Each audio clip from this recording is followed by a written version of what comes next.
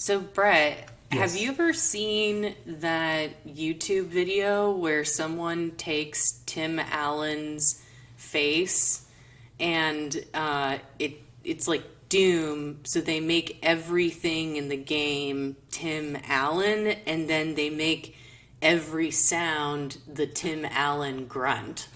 No, I've never seen that. I'm kind of familiar with what you're talking about, which is taking all the textures of Yes. the game and replacing them with an image. I've never seen the Tim Allen one, though. That's a new one. Wait, so what other ones are out there? I didn't know that this was a genre that I needed to explore. Yeah, it's a meme. I can't remember which ones I've seen. Is genre but it's being like, too generous to the movement? I think so. Yeah, I can't remember which ones I've seen. It's usually it's very memey, like someone probably took Pepe the Frog and made all Yeah. the textures Pepe. I don't know. Right. But yeah, the Tim Allen one it's pretty amazing. I mean, like certainly having all the game textures be Tim Allen is by itself really just like chef's kiss. Um, because you can't see me. But but when they add in the Tim Allen grunt, Right. that That's really brings it all together. I can see that. I'm not as much of a gamer as I used to be, but I do have to say one of the most satisfying sounds in video games is probably the sound of the shotgun reloading Uh, in Doom. Yeah, it's so satisfying, especially because Doom is a horror game, and you're faced with these like an impossible swarm of alien monsters, and you can't get out. But the shotgun is so powerful in that game, so just unloading a shotgun into a room full of baddies, oh, it's so nice. I don't know. I feel like there's a lot of existential terror to be felt just with that home improvement grunt. Yeah, yeah, I could see that too. All right. Shall we get started? Let's do it.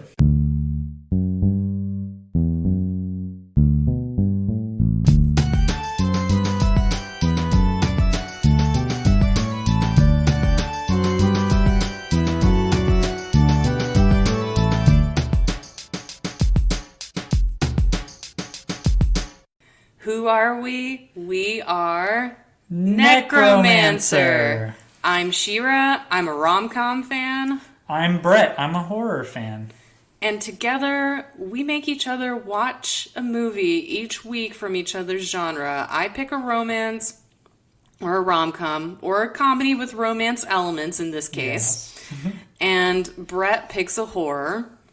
And then we like to switch it up. We take those rom-coms and we take those horror movies and we reverse their genres. So we're going to take that rom-com and turn it into a horror, and take that horror and turn it into a rom-com.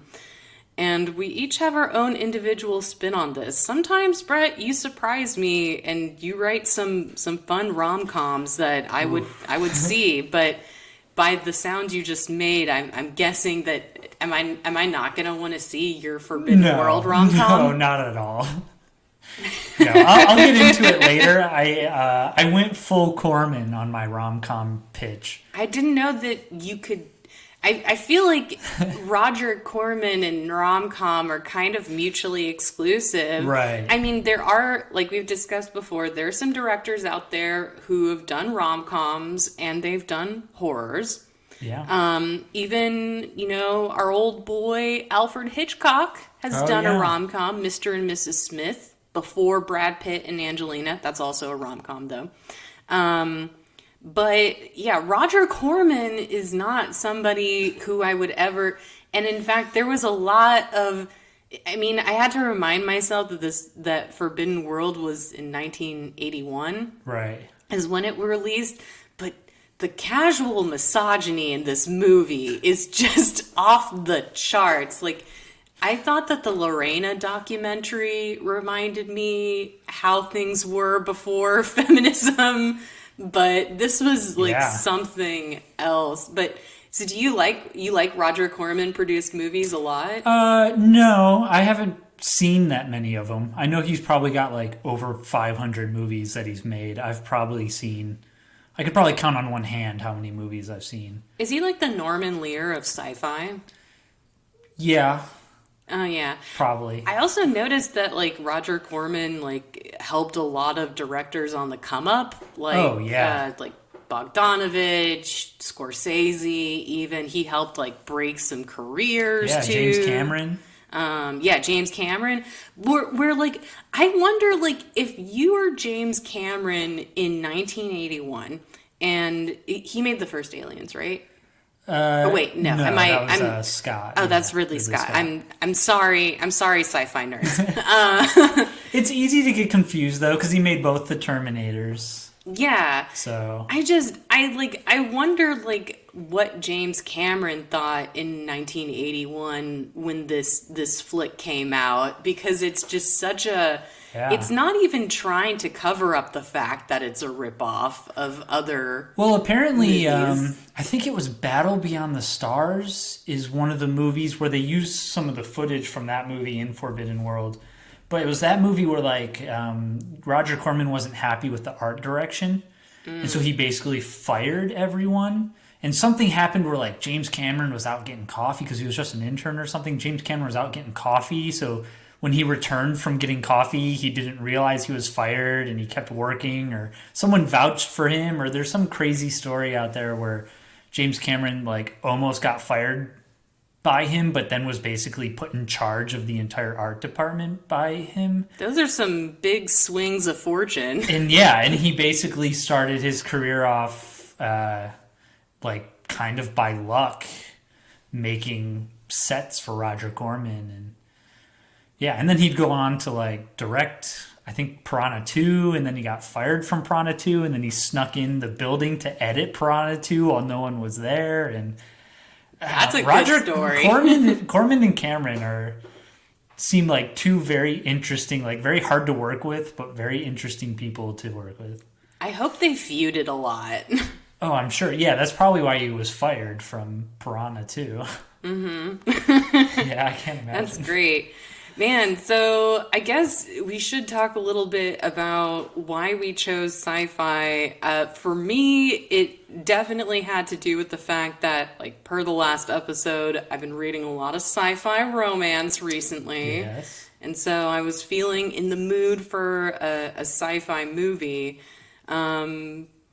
I wish that there were more romances in the genre. I feel like when rom-com meets sci-fi, it's usually like with speculative fiction, like About Time is about the main Right. character knows how to time travel, or maybe there's like a body switch, or it's Yeah. more like what if scenarios. Very rarely do we get romantic plots in space. And then when we do, they're terrible. Like I didn't see Passengers, but the plot seemed so icky that I just Yeah. didn't like. It did not appeal to me at all. And also, I do think that a good rom-com is built on a great extended universe. So to have only two characters really takes away from a lot of the color that you can use in a rom-com, which comes from the supporting characers. Like, Well, I they just have like a don't- robot butler. whatever, Passengers. whatever. And here, okay, one thing, maybe you can answer this question, maybe you can't. Why is it in every sci-fi film or thing, AI has to be a stuck-up British butler? I mean, did Star Wars Yeah. just set the tone, and then everyone after that was like, I'm gonna make my AI to be a starchy British butler Well, boy? Forbidden World is it goes more along the route of like Full Metal Alchemist, where it's like, you know, have you seen that one? I haven't. That's one of the animes that like everyone's seen, like Right. Evangelion, where I never got around to it. I watched the first 3 seasons of it, but I missed of Brotherhood. Anime Right. is always so complicated. But I watched the first 3 seasons of Brotherhood and just sort of fell off and never finished out the show. But you know, there's like the big guy in the suit of armor who's actually a little kid. Isn't he his brother? Yeah, that's what I felt like Sam was in Forbidden World. He was like this AI, but he was kind of a little kid. He sounded like a little kid anyway. Yeah, like they did try to like purposefully have him get his like words wrong Right. in certain instances, but he still has starchy butler taste when he puts on Beethoven's piano concerto right. at That's the beginning. true. Good But call. again, like I feel like only Stanley Kubrick made the decision to make his AI malevolent. Everybody else wants to make their AI to be like starchy British boys. Well, yeah, I you don't don't want to know. scare everyone off. You don't want it to be too scary. Or now I feel like the new Star Wars are trying to make their AI like whoever the supporting comedian voice actor is going to be, right? Oh yeah, good call. Alan Tudyk in Rogue One was really good. Yeah. Oh man. Well, Alan Tudyk is just amazing in Right. general. Like, talk Yeah. about a sci-fi all-star. I never got into what's that show with Nathan Fillion and Oh, Alan. And Firefly. I never got into That's Firefly, a good but show. That is a good Alan show. Tudyk Yeah, is yeah, yeah. the He's the I forgot his navigator, name. the ship driver, Right. the pilot. That's the word. Yeah.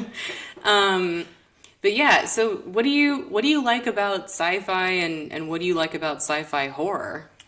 I really like sort of the campiness of it. I really like how you can. Sci-fi is that genre where it's like if you want to meet us halfway, we will give you an amazing experience. It's why I really dug Godzilla growing up. Is because if you're just watching Godzilla to make fun of it, you're like, okay, it's two guys in suits. Okay, whatever. This is dumb. But if you're watching it to take it seriously, It's you're an like, environmental oh, shit. crisis. Yeah, no, like later Godzillas, not Oh, the serious one. It's like Godzilla versus King Ghidorah is a freaking badass fight. Like they destroy stuff, they ruin stuff. It's really awesome and cool if you're willing to, again, meet the movie halfway. So you say meet them halfway. Are you saying that if we were a little bit more like the Thermians in Galaxy Quest, Yeah. then we would enjoy our stories more? Yes, that is exactly what I'm saying. If we, At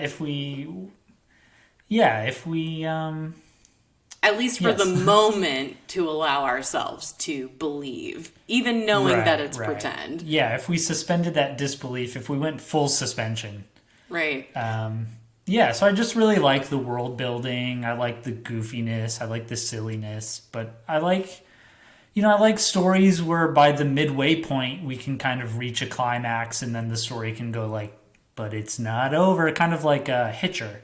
Oh, Hitcher's yeah. like the halfway point. You're like, there's nowhere else they can go from here. And Hitcher's like, we still have half a movie to go. Well, that Rutger Hauer, he's tricksy. Yeah. So how about you? I guess you already kind of explained it. I feel like sci-fi is a fun genre, and one that I wish that we saw more romance in, because I feel like the Yeah. tech in sci-fi allows you to do interesting things or explore Right. plots and ideas that you couldn't before.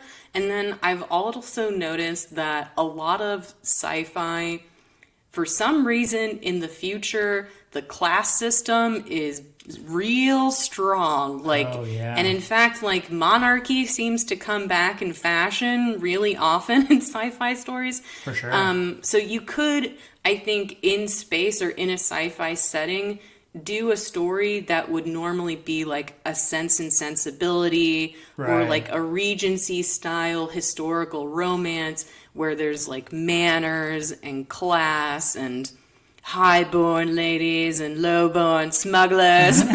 But you could do a plotline that would normally be seen as traditional or staid and then elevate it through the sci-fi setting. It's just like how like a gothic setting just, can really elevate what would be just a normal creepy uncle story in Stoker right. or something like that. Yeah. It's like, again, like it's a genre that's like as much about the aesthetics as the tropes. You know what I mean? Yeah, no, I totally get you. This whole movie, Forbidden World, kind of lives and dies off of its aesthetic. Yeah, There's it not really too much does. going else. There's not too much else going on in the movie. I But wish somebody at some point had asked, like, why are you guys putting all your takeout boxes on the walls? right, Like, I wish that, like, if I were to do, like, a sci-fi comedy today, I would lampshade something like that. And it's like, oh, we recycle. yeah, But, yeah, no, I do, I do like that they did that, although there are some problematic things in Forbidden World that yeah. I just like my notes had a lot of exclamations and question marks in some places where I was like, why? So I think we should go into that one. You want to get first. into Yeah, that yeah. one first? I do want to say I know that there's probably better choices that I could have picked. No. But I I'm didn't glad want to go you. with, the classics because there's probably like 100 podcasts that are about The Thing or Alien or Oh yeah, no, yeah. I'm glad you chose this because I think it's going to be fun to talk about and fun to twist the Yeah. genre. I definitely think like and certainly I haven't always chosen movies because I thought that they were Right. good. I chose them because they were illustrative of the genre or because I hadn't seen them and wanted to. Right. Yeah, this was definitely one of the movies where as I was Googling sci-fi horror, I was like, seen it, too much of a classic, been there, done that. But when I saw Forbidden World, I was like, this one's got some name recognition. It's got some cult classic status I'm aware of, but I haven't seen it.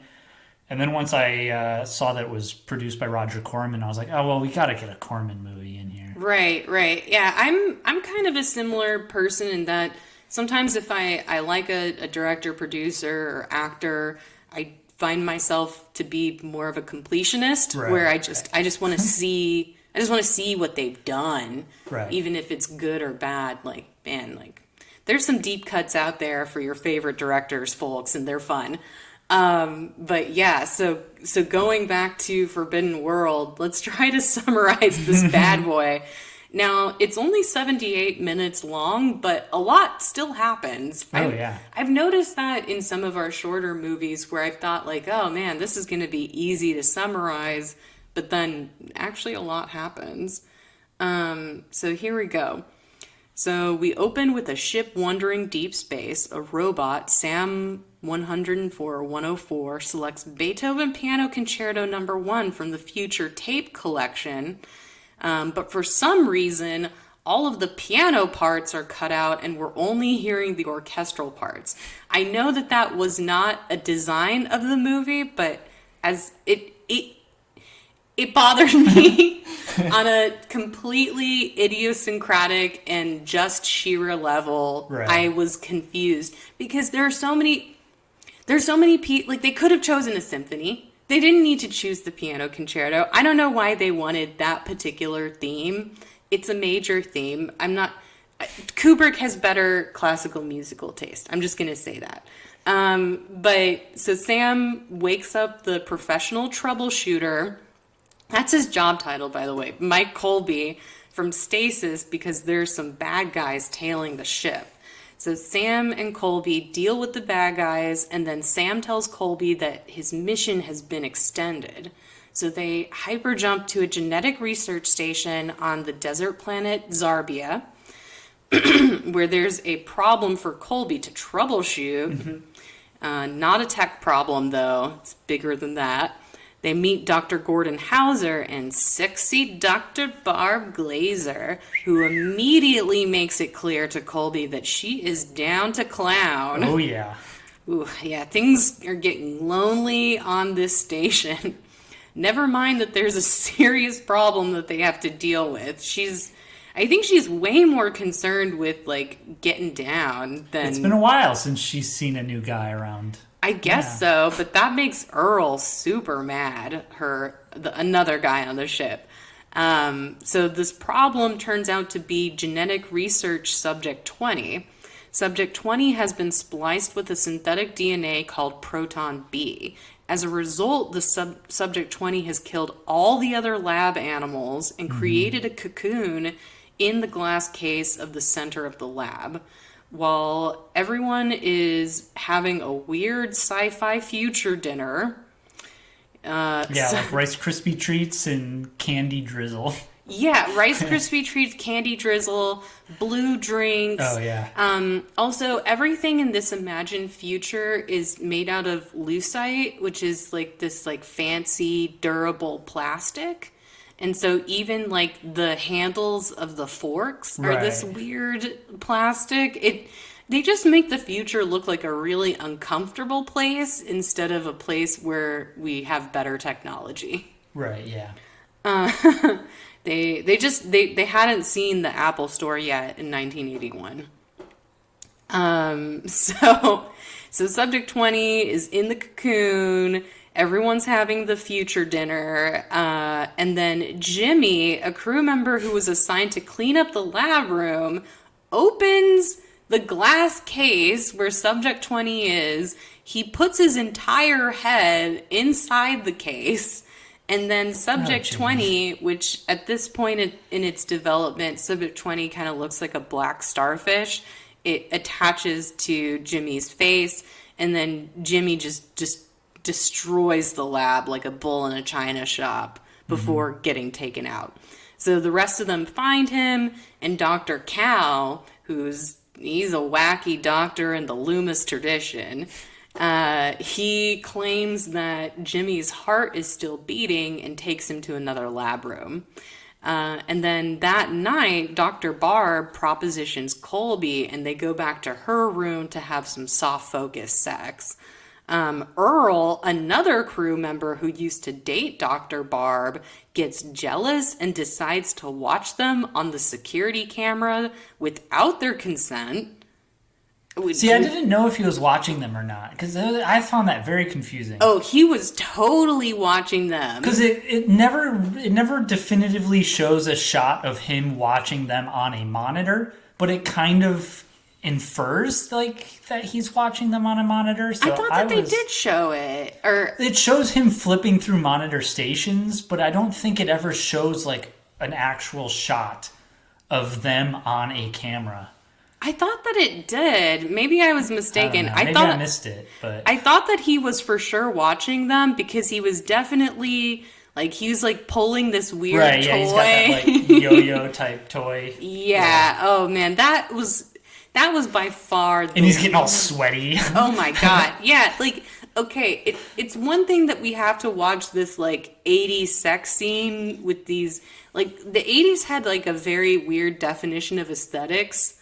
I feel like a man that was handsome in 81 is not the man that's handsome in 2019. Our tastes have definitely changed. Yeah, I liked how they kind of used, they kind of treated Mike as if he was sort of this rugged, good-looking kind of guy. When he really, looked like a dad. He looked like a boxer who kind of retired out, I mean, he had a nice body, but he just looked like a regular guy. Right, yeah. He looked like middle management, which is what I imagine a troubleshooter is in the Federation system. But yeah, so this sex scene is transposed with Earl, an extreme close-up of Earl's sweaty, angry face. And so I wrote here, after getting angry, turned on, or both, Earl notices an alarm warning and he goes to check it out. Subject 20, having grown more, then kills him. Now, the next day, this is what really infuriated me. Oh, yeah. The next day, Tracy Baxter, the only other woman on the ship, and also Jimmy's grieving girlfriend, she decides to do some self-care by having a steam bath. And then Colby comes into the steam bath, and she tells him to leave multiple times. He does not leave. But then her reaction in 1981 is to then order him to take his clothes off if he's going to stay, so they'll be even. Right. Well, right. Yeah, it's all. Yeah, it's. equality. It's feminism. Why thought you were a feminist? Not since the butter spilled in Halloween have I seen such a transparently male-written dialogue.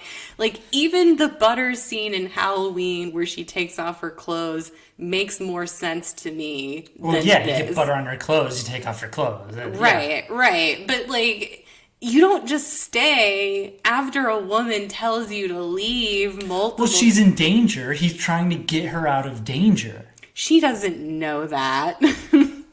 but still, regardless, Colby, Dr. Barb is not enough for Colby. He just wants more. And to be fair, I was reading about the actress who played Tracy Baxter. She wasn't in a lot of movies, but apparently one of the producers of the film met her and was like, you have to put this woman in this movie.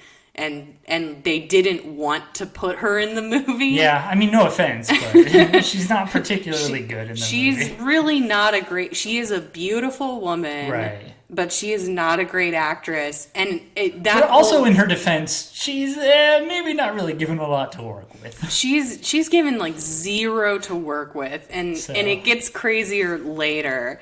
Let's just say that the dimension on these female characters is limited. So Tracy and Colby are chatting with each other. Subject 20 breaks into the sauna through the ceiling, but they escape. And then Subject 20 gets outside the station onto the desert planet. So the boys go into the desert to look for Subject 20, and when they find it right outside, and it's literally right outside, Dr. Gordon then gets killed. We learn the truth about Subject 20. Oh, yeah, he gets killed like, kind of like Samuel Jackson in Deep Blue Sea. Oh, yeah. Where it's kind of like out of nowhere, this thing comes out from underneath and grabs them and drags them in, and everyone's kind of taken aback. And oh, yeah. Yeah.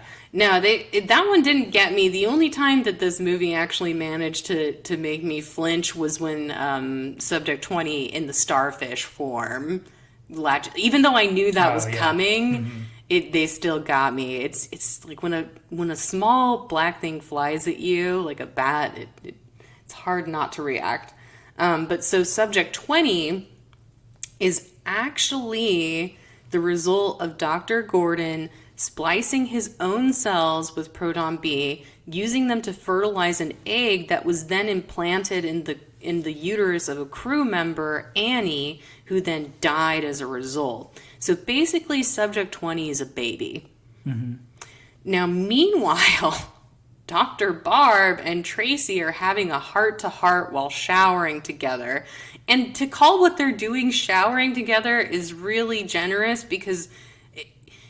I've never seen anyone wash their hair in a movie this way. Dr. Barb puts some, liquid soap in her hand and then holds up a strand of Tracy's hair and is, petting it with the soap. It was so...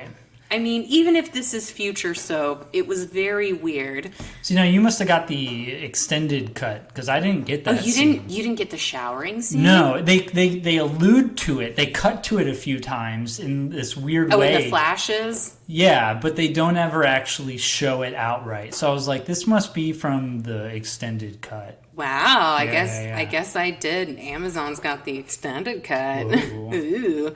But yeah, so in the scene that I got to see, the extra scene that wound up on the cutting room floor, they shower together. And Dr. Barb has this idea that Subject 20 is intelligent, so if the ladies talk to Subject 20, it will leave them alone. Which is the stupidest idea anyone's ever had. You really think so? I thought it was really smart and really? Good. Yeah, I was mad that everyone else was making fun of her for it. Yeah, it's an alien thing, but it's an intelligent creature, and they understand its wants, which are to eat, and so they're trying to communicate. They're trying to solve it non-physically. I thought it was really nice. I don't know. They don't use it. They go to the computer, type, and then the end. But Maybe I'm just more like one of those imperialist commanders in a sci-fi movie, like I like guess the so. one in Shoot Kong first, who ask wants later. to kill Kong. No, oh, Yeah. like is that Samuel Jackson in Yeah. Kong? Yeah, yeah. I'm like Samuel Jackson in Kong. Yeah. Shoot first, talk later. But all right, all right. Now I've heard an alternate opinion. I mean, I just maybe I was insulted because I was thinking that the writers would be like, of course the women would think you could talk to it. Sure. but yeah, like Barb has an idea. They're gonna talk to it, and so Tracy agrees. And then the women put on two short robes instead of getting dressed. Like I understand why we want this because There's no time for pants. there's really no like I just why like they could have put on pants if they wanted to or their little jumpsuits, but it's just more compelling if they're Right. in their little shorty robes. I like even in Barbarella, I was willing to accept the fan service there because she had some really great outfits. There was some good costume work on her fan Right. service. Whereas in this movie, you just have these terry cloth robes and then two jumpsuits, one of which they dyed pink but So badly. that you know it's for a girl. Well, yeah, well, Dr. Barb has a white Right. jumpsuit, and then Tracy has a pink jumpsuit, but it's clear that they just bought the two jumpsuits in white, and then they dyed Tracy's pink. Right. Like they left it in the wash with a red shirt. Oh, that is exactly what it looks like. Yeah. So they go in their little short robes and bare feet to meet with Subject 20. And Barb tries to talk to it, and Subject 20 stabs her through the chest. Like pretty much right away. Pretty much right away, Subject 20 has shown that they are not receptive to pacifism.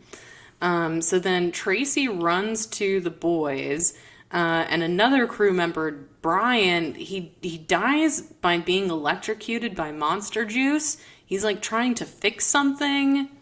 Right, yeah. So it's cocooned back up, and he's trying to fix one of the panels for some reason. I don't know. So they can escape. He's trying to get into position to die. Right, and it sort of squirts some juice on him, and that causes him to get electrified. Yeah. Yeah, I mean, we knew he was going to be gone from the beginning. And then Dr. Cal, our resident crazy scientist, figures out that cancer cells can kill Subject 20. So he orders Colby to cut out a tumor from his stomach. There's nothing like emergency surgery in a sci-fi movie. I do enjoy that as a trope. Yeah. Dr. Cal obviously dies. And then Colby manages to get the tumor out, and when Subject 20 corners him and Tracy, Colby tosses the tumor into Subject 20's giant maw, and then it dies. I like how at one point Colby drops the cancer blob, and what's her name? Tracy, right? Tracy, yeah. Tracy, like, instead of picking it up and taking action, she picks it up and puts it back in his hand, and is like, "Okay, here it is. Now go fight him again." Right. Well, because only Colby is Right. badass enough to kill it. To put his hand in the mouth and take it out. Yeah. What did you think the deal was with so at the beginning of the movie and at the end of the movie there is a flash, like a montage future flash of things to come. Yeah.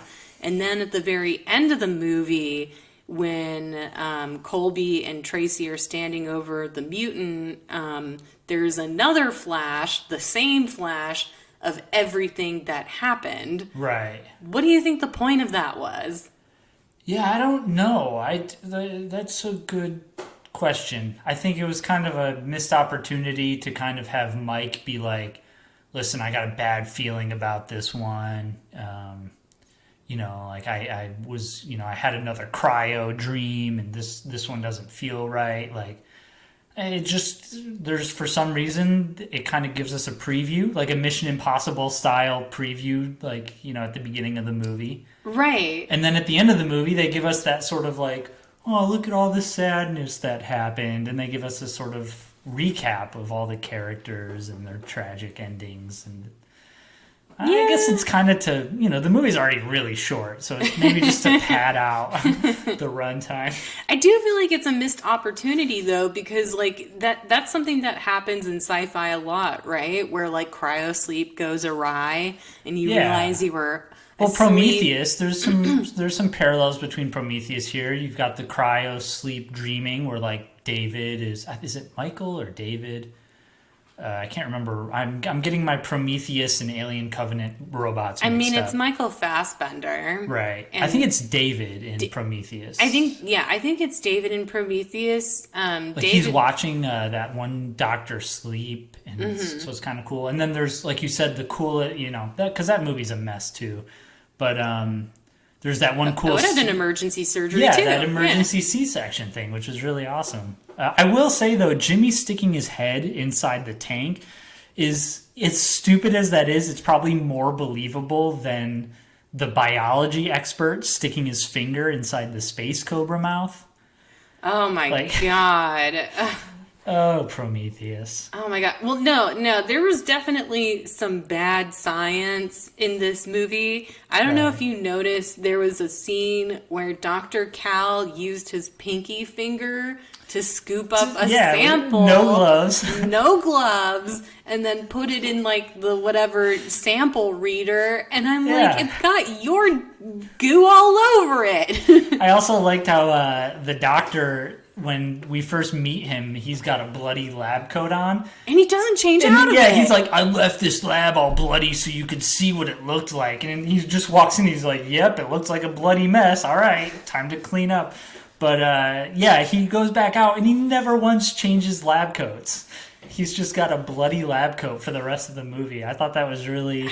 Yeah, that was amazing, especially since it's very, like, cartoon-esque, where, like, a character never changes their wardrobe.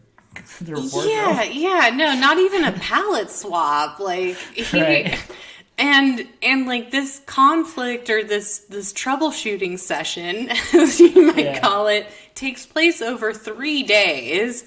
So he had plenty of opportunity to change that lab coat. But yeah, there's some definite, very unscientific science happening in this movie. I'm trying to pull up my notes now. And then, like, some really just, like, bald ripping off of other sci-fi movies. Like, I think I made an audible sound, or I made a noise when you got the Forbidden Planet title, and then we zoom through the title letters. Right. Like, it's like a Star Wars thing, right? And I'm like, ah! Yeah, at one point, one of the crew members is playing, like, space saxophone. Oh, God, that was amazing. Guys, it was a saxophone made out of clear plastic that made, like, MIDI sounds.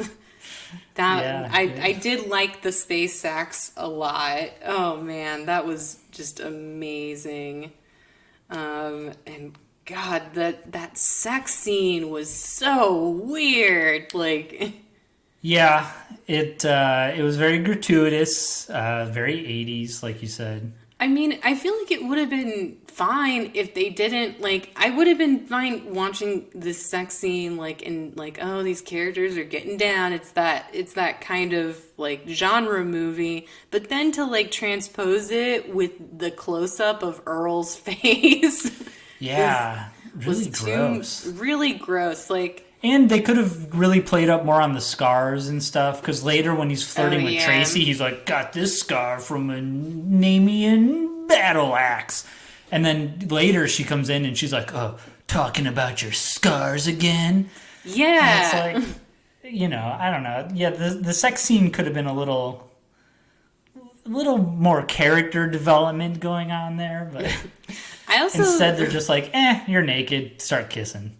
I like that, like and the mutant like Subject 22 kind of looked like a bunch of trash bags tied together. Like it was very formless. In Yeah, a I think way. it was. I really liked a lot of the special effects in this movie. It looked like No Face from Spirited Away. But oh yeah, good call. It really did. But I think it's mostly just the fact that if they ever showed it in full, then you would have realized Right. like, oh, this doesn't look like. I guess the Alien Queen in Aliens would have come out way later. Yeah, and I mean, it's not But, like you have like H.R. Giger doing your Right. art design.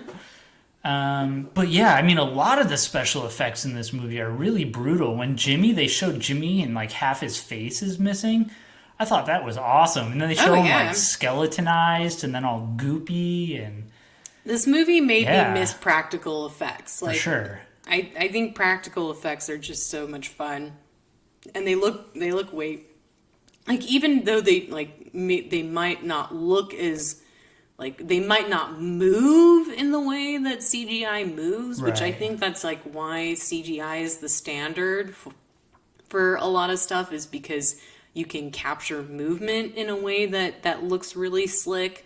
But just like the look of practical effects it seems so much fun. Like, I'm willing to suspend my disbelief just because it looks cooler Right. to have an actual thing than to just do it with computers. Yeah. And it's also, it kind of, yeah, it just adds more texture to a lot of the gross outness. Like, yeah, this movie really is an exploitation flick because, even though it's very cartoony and very childlike in its logic, it doesn't hold back when it comes to gore. There's a lot of gore and there's a lot of brutal killing in this movie. I did enjoy the brutal killings. Yeah.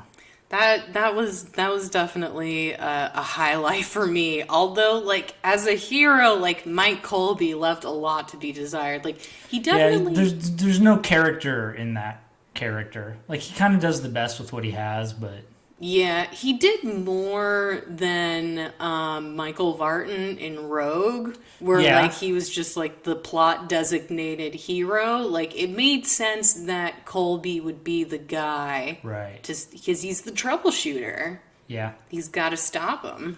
But I will say this movie really kind of cemented my love of Arnold Schwarzenegger. Oh my God, Arnold Schwarzenegger is the ultimate troubleshooter. Because, I mean, if you look at some of the silly movies Arnold's been in, you know, like Predator. I mean, Predator's super badass, but on paper, Predator is super silly. Running Man is super silly. You just take a lot of these really far out sci-fi silly movies that just on paper seem like they should not work, and you give it to Arnold and he really sells every bit of that movie. This movie is like, the characters kind of have the same, you know, they're put in the same place as Arnold, which is a really silly, low budget movie, but they just don't have that X factor to really sell what they're doing. But it's just because Arnold is so charming. Yes, he's full of charm. Like, when people say he's a bad actor, I truly don't know what they're talking about, because I resist that. he fully too. sells every single movie he's in. He makes every movie that he's in instantly more believable, which is crazy considering some of the movies he's in. Well, I think he's already so unbelievable Right. that he, as the least unbelievable thing in an entirely unbelievable universe, it fits him very well. But like, man, like, yeah, Arnold is special. Like, I feel like you can see that just watching like Pumping Iron. It's Right. like, this guy's gonna be something. Yeah. So when are we gonna get Arnold as president, like Demolition Man? Ooh, that's a good question. I feel like no, I guess Well, not he's not technically eligible Right. yet. That'll change. So I guess we should go into our Crushes. our crushes. Yeah. Ooh, well, although I think that Tracy's an attractive young lady, and she's a very beautiful woman. I ended up looking up her very short IMDb Right. credit afterwards. I gotta say, I had a little crush on Sam. You know, I also Okay. like Beethoven. Maybe I don't say the right thing all the time, and I would probably be as disappointed having to deal with Colby as Right. Sam is. Like when they say they're like, oh, they don't need you, they turn you off, and then the shit Yeah. hits the fan, they turn you back on again. Yeah. Yeah, poor Sam. I also liked when the doctor turned him on and was like, status update. He's like, still doing all right. Hey, wait a minute. Shouldn't you be doing this instead? He's like, turn you off real quick. Right. Poor Sam. I felt Right, sorry just because for him. Sam was a cock blocker. I really liked Mike in this movie, but I don't know. I guess if I had to go for like a crush, that's kind of like someone who just tickles me in just the right ways, I'm going to go with Dr. Kale. I knew you were going to pick Dr. Cal. I Got knew that it. Loomis vibe. I knew it. As soon as I saw Dr. Cal, I was like, yeah. this is a Bret character. For sure. Oh, yeah. The fact that he keeps the bloody lab coat the whole time. My favorite scene with him is when he's like, is putting together what the alien is doing. And he's like spitting biological jazz as he's like, the proton cells are regurgitated into the human cells and they're formed, and like he's coming up with all of this. He's like discovering it in the moment, but he's like really proud of himself, and he's kind of like riding that wave of like, yeah, and that's what it is. Yeah, and then it must be this, and then it must be that. And it's like all I can describe it as is like biological jazz. Biological jazz is a great, yeah, because like that's what it is. Like whenever there's like scientific jargon, Right. But in a usually monologue. it's like it's more cold and scientific. He's got this like really upbeat, like, oh my god, you guys, I'm figuring it out kind of attitude. Yeah, no, I agree. I like that about him too. Like out of all the Right. doctors, Dr. Cal was by far the most essential doctor and the Yeah. best character. Like that guy really like he's one. I can tell like that guy's like a character actor that was like, this is a Right. job, but he like he And did how it. badass is it to be like, cut me open and take my cancer out, use it as a weapon? And they're like, okay, we will, but we should probably give you morphine. He's like, no time for morphine. Right, no, Dr. Cal, Yeah, I would he's a argue he's badass. the real hero Right. here. He doesn't molest any women, and Right. he ultimately saves the day with his tumor. Yeah. That is a tumor. It's not a tumor. It totally is a tumor in this case. All right, so let's get into these pitches. Let's do it. So you're telling me that I'm not going to like this rom-com pitch? No, I spent way, way, way more time on my Galaxy Quest one because I love Galaxy Quest as a movie. It's one of the best movies ever made. It really is one of the best movies of all time. Like, It's so good. to be totally honest with you, I took notes on Forbidden World, but then when I was watching Galaxy Quest, I started just watching it, and then I Right. stopped taking notes completely. Yeah. So I really wanted to do Galaxy Quest justice, which I hope I did. But for Forbidden World, I said I went full Corman. I basically wrote this pitch in like 15 minutes, which is, I heard that Corman gave the writer directors like 4 days to write and produce and direct like the first 20 minutes of the movie as Wow. like a pitch reel. So I don't know. Yeah, so my movie is not very well thought out, but I make up for it with my Galaxy Quest pitch. Gotcha. So my movie, I'm just going to call it maybe Forbidden Love. Ooh. But I just have it as Mike Colby is, basically the same. He's a fixer. He's alone. We probably have more of a setup. We can probably have like 10 more additional minutes of like him and his daily routine of like showing up to quote unquote fix something, troubleshoot something and basically, like kill it. He's very cold and harsh. He's kind of a killer. He reveals to his other troubleshooting friends. He's like, grumpy. Yeah, he's very grumpy. That we learn that his wife has died, and we learn that he has cancer, and his cancer is very like old man Logan kind of cancer, where it's like causing to affect his, it's starting to affect his job, and he's kind of like getting weaker because of it. But then he gets a call to go to an experimental lab, and he's asked. Oh, one of the things I didn't understand in Forbidden World is the one doctor, the sort of evil doctor, they call him out to the experimental lab to basically kill the monster, but then the moment he shows up, they're like, no, you can't kill the monster. Like, his job is basically, am I misunderstanding that? His job is basically to kill the monster. Right. And I think, like, Mike even says that, like, his entire philosophy is if it moves and it's not one of us, shoot it. Which I was like, okay, Andrew Zimmerman, but but yeah, Dr. Hauser's like, no, I'm not going to tell you what's going on, and you can't kill it. Right. So I thought that was very confusing. Like, why did you even call him out? What did you expect him to do? Because the thing was already encased in, like, they already had the situation kind of under control. Right. All they needed to do was kill it. Right. Or keep the glass closed. Yeah, I mean, it is a baby though. So in my version, though, he's asked to kill Subject 20, and when he goes in, there's like like dead animals and stuff. But then he discovers that Subject 20 is just a child, so he's about to kill it, but he refuses. Oh, and it's like he's really good at his job. He never fails. But then it's that thing of like, oh, the guy who's always doing his job, even though it's to do bad things, finally decides to do the right thing.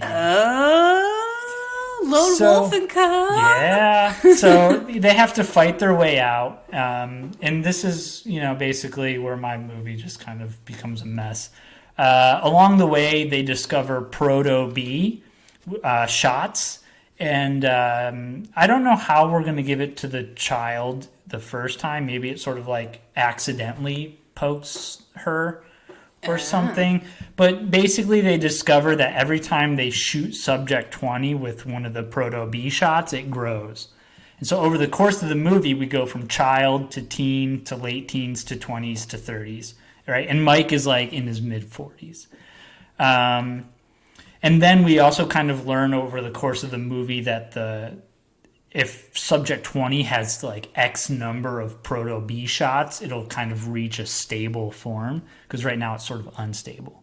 Oh, okay. And the child also has like alien-esque powers where like it can grow tentacles or like shoot little like poisonous barbs or something, but like it can't really control its powers as a kid, so that's why it killed all the animals at first. So Mike at first has to protect the child, but then it grows into a teen, and like it's very like teen angsty, and then he kind of is like arguing with the child. And then he finds a Proto-B shot, and he's like, while they're arguing, he just stabs it and shoots it with the shot. That'll end an argument. Right. And then it like grows up into a later teen, and it starts to help Mike. And then once they get into the 20s, they start to get their flirt on. Wait, is Mike gay, straight, or like what is... Well, the Subject 20 takes on the form of pronouns? A woman. Okay. Right. So she. So it's a she. So they start flirting and getting all sexy with each other as they're escaping. Even though Mike knew Subject 20 as a baby?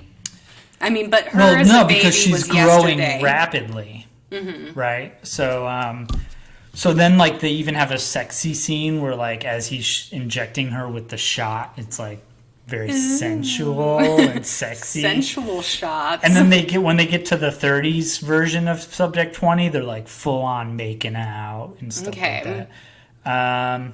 So then we get to the third act, which is they confront the evil doctor, and the doctor has combined as like his last like sort of haha, I'm gonna screw you guys over. He's combined Proto-C, which is an experimental drug that cures cancer, and Proto-B into one last injection. So it's like either Mike can cure his cancer or Subject 20 can become a stable human type life form. Oh my god, an impossible choice. They have to choose.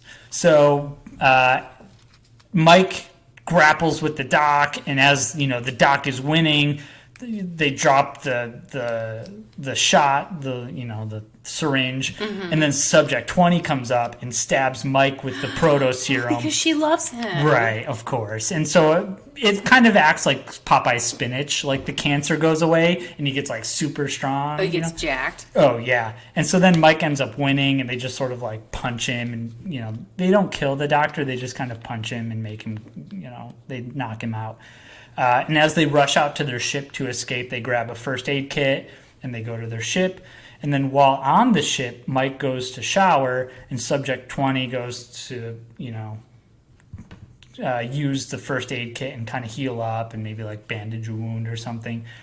But she goes through, maybe like something falls out of Mike's jacket pocket and she notices it's a picture of his dead wife. Uh-oh. And so then she also notices as she's going through the first aid kit that there's one super secret vial of Proto B that was left behind. Up. So she takes the Proto B and injects it, and then when Mike exits the shower, who's waiting for him but a alien sexy Subject 20 version of his dead wife? Wait, no, she changed it to that's her stable form? Yeah. But that's horrifying. I know, but it's like, it's horrifying in the passengers aspect where it's like, it's meant to be sweet, but the actual like audience, the actual audience like takeaway is kind of like, that's actually really disturbing if you think about it. Oh, but you're not meant to think about it. So basically the movie ends with them flying off into space, making love. Yeah. And that's sweet space love. Yeah, I definitely kind of wanted to have this movie end on something that was like the audience would groan and go like, that's not right. But the characters in the movie are like, oh yeah, this is super sexy. Oh yeah, like Tony Shalhoub and his alien wife. Oh yeah, for sure. I was with you until she turned into his dead wife. Then I did my job right. Yes, you did. I think you achieved what you set out to accomplish, and I feel like you're a harsh critic on yourself because I think with 15 minutes that was pretty good. Yeah, it's not as fully fleshed out as some of the other ones I've done, but it's got its own little B-movie charm. Right. I mean, some reverse pitches inspire us more than others. I mean, It just sometimes it goes that way. I kind of did the opposite as you, where I spent good time on my rom-com pitch, but then when it came to Galaxy Quest, I wrote a quick sketch, and then I left it at that. But trust me, I have a lot to say about Galaxy Quest, so we will definitely get into it. So for my rom-com reversal of the Forbidden World, I changed the title to Above Your Station. Okay. Which is kind of a double entendre, which Forbidden World was filled with double entendres where I was like, oh my God, like, is it ever going to stop? But I decided to stay with that for mine. And I will admit that the plot of my movie is majorly inspired by the books I was just reading, Polaris Rising and Aurora Blazing. I'm not an original thinker. I steal from other people. So Act 1. Oh, and the other thing I did with my version was kind of like where I didn't like the main character. I decided to create my own protagonist. Okay. Bold move. It was. Well, I mean, it was a King Cobra Snake Man. Right. In Above Your Station, Drake Atlas is a badass smuggler in the well-known tradition of swarthy badass space smugglers, and he's on the run from the Galactic Federation. Like any corrupt bureaucracy, though, the Federation is receptive to bribery, so if Drake can avoid the law and make a big break, he can buy his freedom. He steals a Federation ship and Sam 104 robot from a Federation employee, troubleshooter Mike Colby. Gotcha. So we're leaving Mike behind. Drake is impersonating him. So Drake intends to take the ship and robot to his fence on the smuggler planet and then receives a distress call from a research station on planet Zarbia. So he decides, even though he's not really a troubleshooter, he's going to go check it out.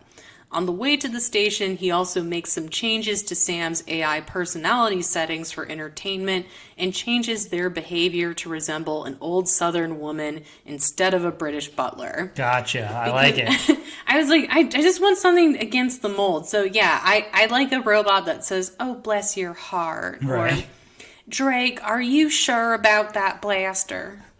So that's part of the humor in this rom-com.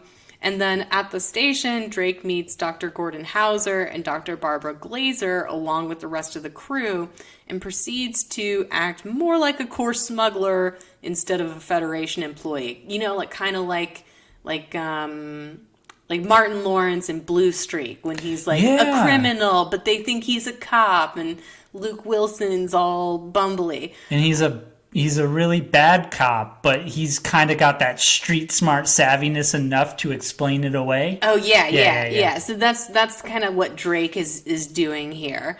And then Hauser, he's so concerned with their mutant problem that he doesn't notice that Drake is weird, but Dr. Barb, she notices. And then Drake, for his part, he takes a good look at Barb and recognizes that she is actually Lady Barbara of House Emerson, one of the 6 families that run the Federation. Whoa. The Fed has a bounty for Barb's capture and return to House Emerson that will immediately release Drake from his crimes. So he decides he's going to kidnap her. Oh, damn. And then while the rest of the crew is having their weird sci-fi future dinner, Drake searches Barb's room for evidence of her secret identity. He's about to leave when he gets caught by Barb with a blaster at the door. She confronts him. They confess to their secret identities at the same time. And Barb she's really snooty because she's from one of the high houses. Ugh. And she acts like she's above his station. But she tells him that she'll go with him if he can help them actually troubleshoot the problem, i.e. kill the mutant, because Hauser is trying to create super soldiers using a genetic mutation called Proto-B, and Barb wants to steal the research to prevent Hauser from selling that research to the rival houses in the Federation. Oh, so boy. She's trying to protect her political interests. And then Drake hears the word Proto-B and he reacts, but he doesn't explain why. He decides to go with her plan. But now they've got an uneasy truce. So we're into the middle act. The mutant is growing. It's killing crew members.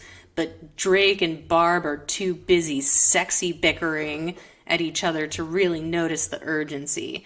I mean, a lot of the great sci-fi romances are built on sexy bickering. They're really failing to work together as a team, and the crew is starting to suspect things are weird.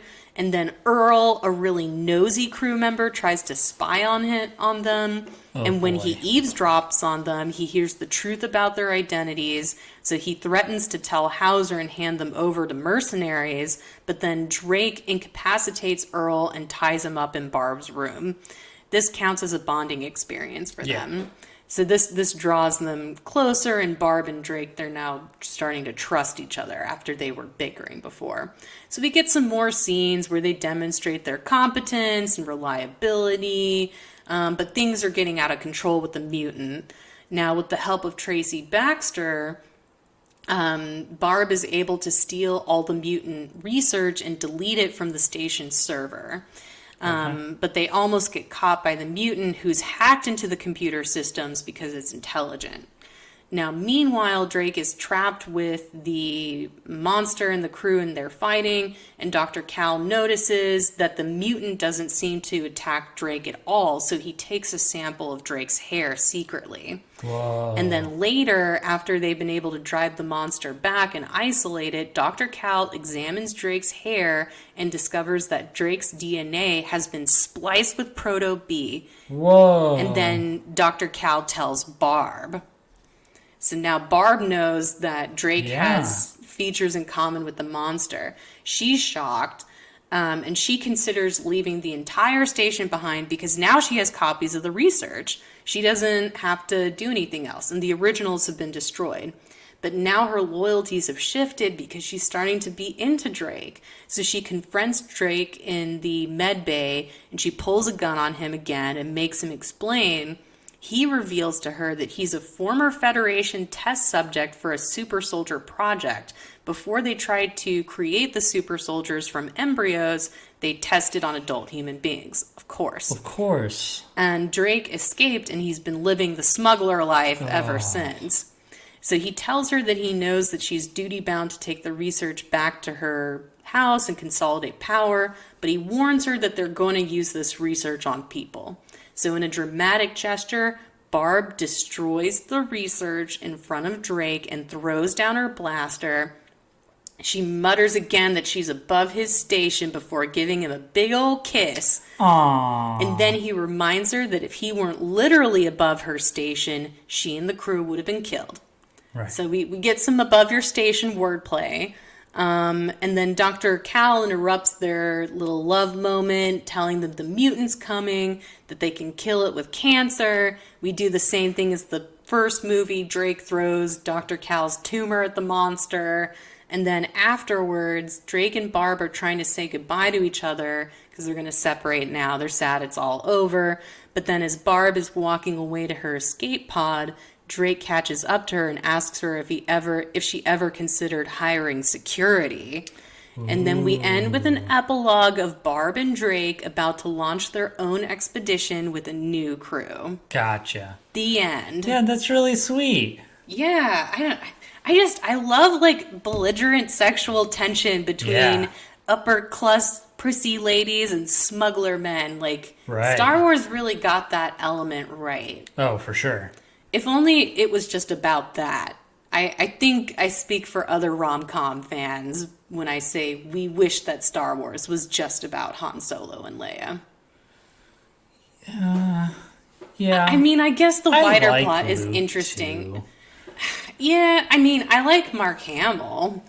But yeah, I like how yours has that sort of like inherently baked in tension and, you know, sort of like two people who don't want to work together, sort of reluctantly working together. But even when they have to work together, they're still like frenemies about it. And yeah, they like totally go from like slowly go from complete rivals to lovers. Yes. Well, I feel like a good enemies to lovers setup has to be built on the idea that these people are coming from very different perspectives. Right. So like class difference, you know, gender difference, like it has to be baked in such a way that where like they have very set perspectives in what they believe, and then the other person has to represent the other side.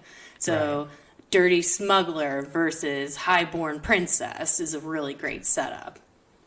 Yeah, no, I totally agree. Thank you. Yeah.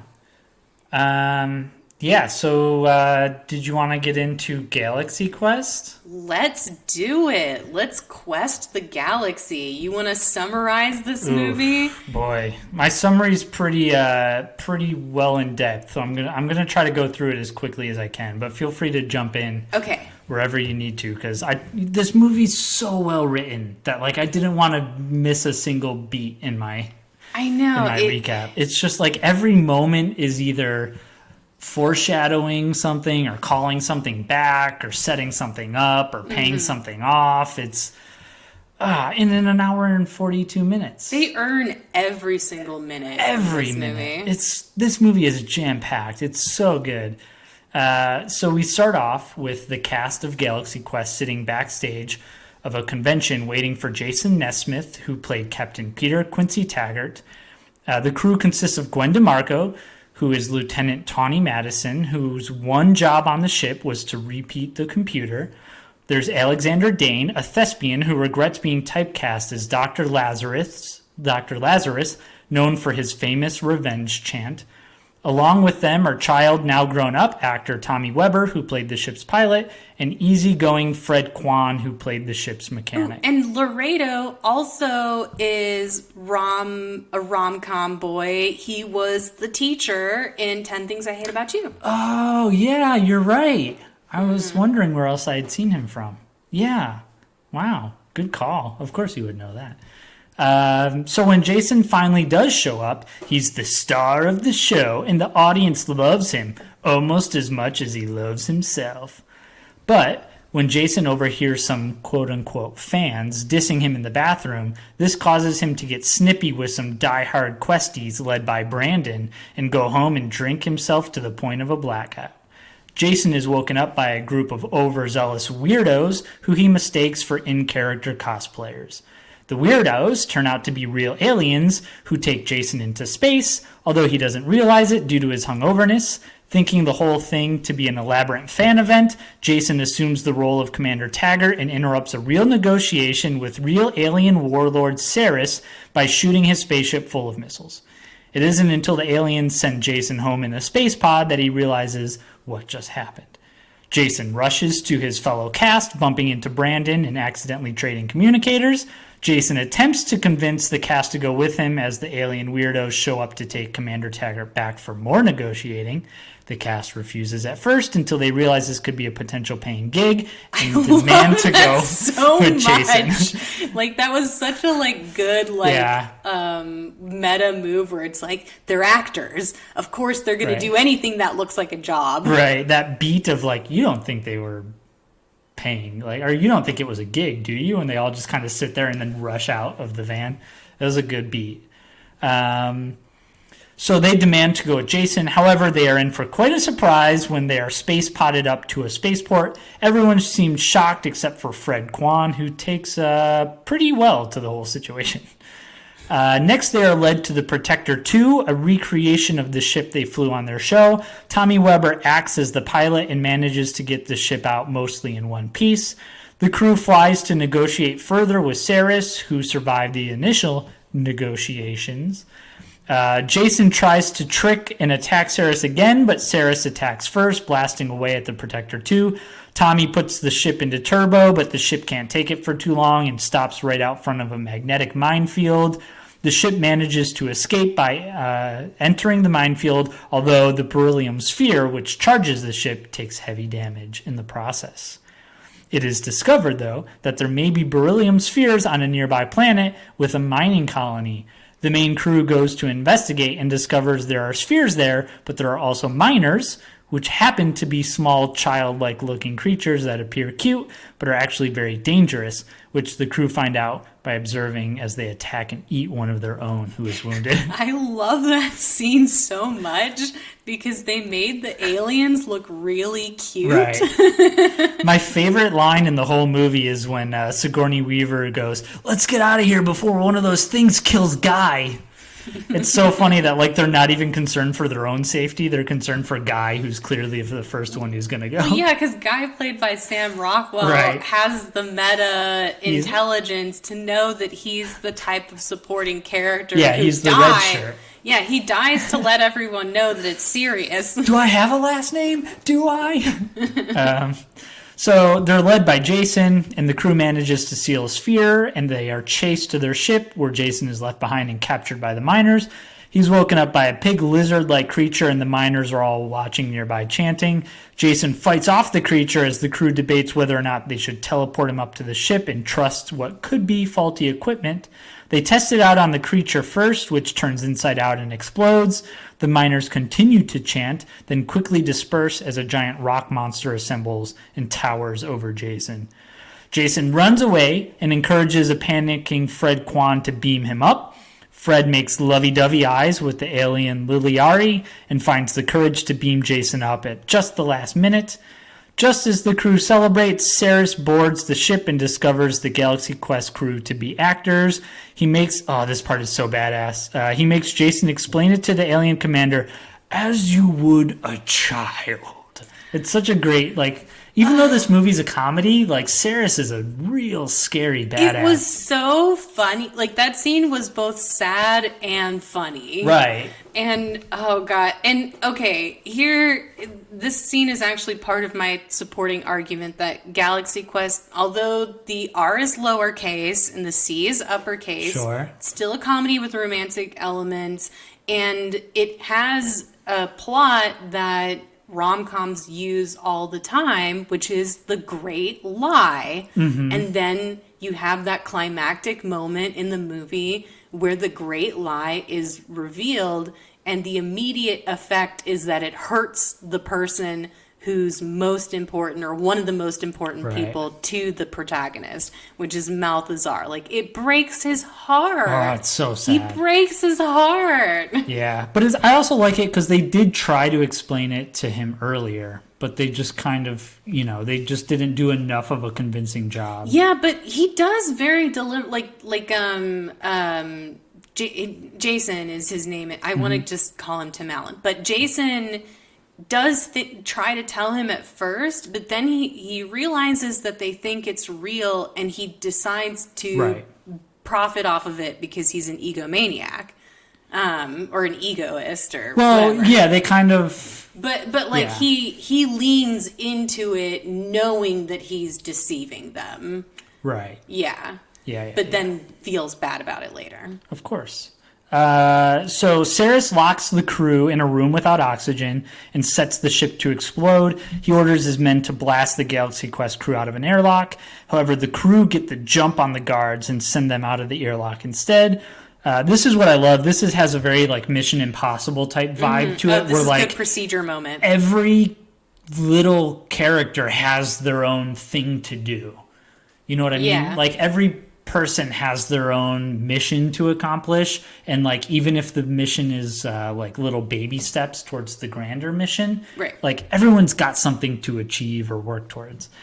Jason and Gwen have to go stop the ship from exploding. Fred, Guy, and Liliari go to reset the oxygen. Alexander and a sneaky alien who looks up to Alexander's character attempts to buy Fred and the gang some time by cracking open the door where the rest of the crew is being held, and Tommy practices driving the ship. So, everyone exceeds at their own little mission with the help of Brandon and the Questies, a rock monster, and a strength chat. Everyone celebrates until the alien who looks up to Alexander is shot, and as he lay dying, Alexander delivers his character's famous revenge mantra with Shakespearean gravitas. Ooh, I like that description. Yeah, that's like, I love when movies are comedies, but they also have those moments where like they treat the actual drama with real respect. Yeah. So like when Alan Rickman, who he hates his character, he hates the saying, he hates everything about this situation, when he actually like delivers that cool little like, hello, my name is Inigo Montoya moment. It's so awesome. He finally understands, like, for him, it's just a job. It's just a character. He's tired of it, but it means something to people. And he finally has respect for the emotional connection that fan has. It makes me cry like a little baby every time. It's a great scene. So Alexander leads the rest of the crew to a full-on overthrow of Saris's men. The crew reassembles at the bridge and flies back into the minefield to take Saris's ship head-on. Saris fires everything he has at the Protector 2, which, just as it's about to run out of shields, races past Saris's ship, dragging a bunch of mines, causing Saris's ship to explode, although not before one final transmission can be sent. Dun, dun, dun. Uh-oh. Then, Fred, who usually is on the lower decks of the ship, enters the bridge and begins shooting everyone. Just as Jason is about to die, he activates the mysterious Omega-13, which turns out to turn back time for him for 13 seconds. Using this knowledge, Jason beats up Fred just as he enters the bridge, and the crew holds him back in confusion as Fred transforms into Saris and is stopped by the alien commander, Malthazar. Then we get to the end, which is the Protector 2 is racing at Earth at rapid speeds. The alien crew must depart from the bridge, although Liliari joins Fred on the bridge. Very nice little touch. So the crew launches off on its own and into our atmosphere using fireworks that Brandon and the Questies set out for visual guidance. Tommy is able to crash the current convention. As the crew exits the crash... No casualties. No casualties. Just a few broken cars and, one scraped up parking lot. That's it. As the crew exits the crash ship, they are introduced by Kevin McDonald. Nice little cameo there. Yeah, Kids in the Hall. Yeah. Saris exits the ship, and Jason quickly takes action by shooting him, causing him to explode. Jason takes a bow, then invites his crew to take a bow with him as the convention fans go wild. The end. And he also gives Gwen a big fat kiss. Big fat kiss for Gwen, yeah. Nice little moment there. I feel like I could just do, the old SNL skit, The Chris Farley Show, where it's just Chris Farley nerding out on his favorite celebrities. Like, remember when you did this? That was awesome. I feel like the podcast could just be me doing that for the rest. Like, this whole movie is perfect. It is a perfect movie, and I think I told you that I actually... raises up glasses. I actually studied this movie in college. Whoa. It was an assigned movie in a literature class, and Galaxy Quest, like, it's a perfect movie, and it's also so smart. Like, yeah. It's such a smartly done movie that doesn't rub it in your face either, that it's so smart. It's not pretentious about it. But I feel like Galaxy Quest is my exhibit A for my entire argument for why realism as an aesthetic choice doesn't do anything for me at all. Right. Because you don't have to have a realist narrative to capture emotions, to capture experiences that are real. And I feel like that's the whole setup of this movie is, what is the point of entertainment? What is the point of story if we're just pretending? Right. And the point is that even if it's just pretend, even if it's this overblown sci-fi narrative, they still tell the truth about human experience. And that's what the Thermian aliens really care about. Also, I feel like it's a good time to reveal that.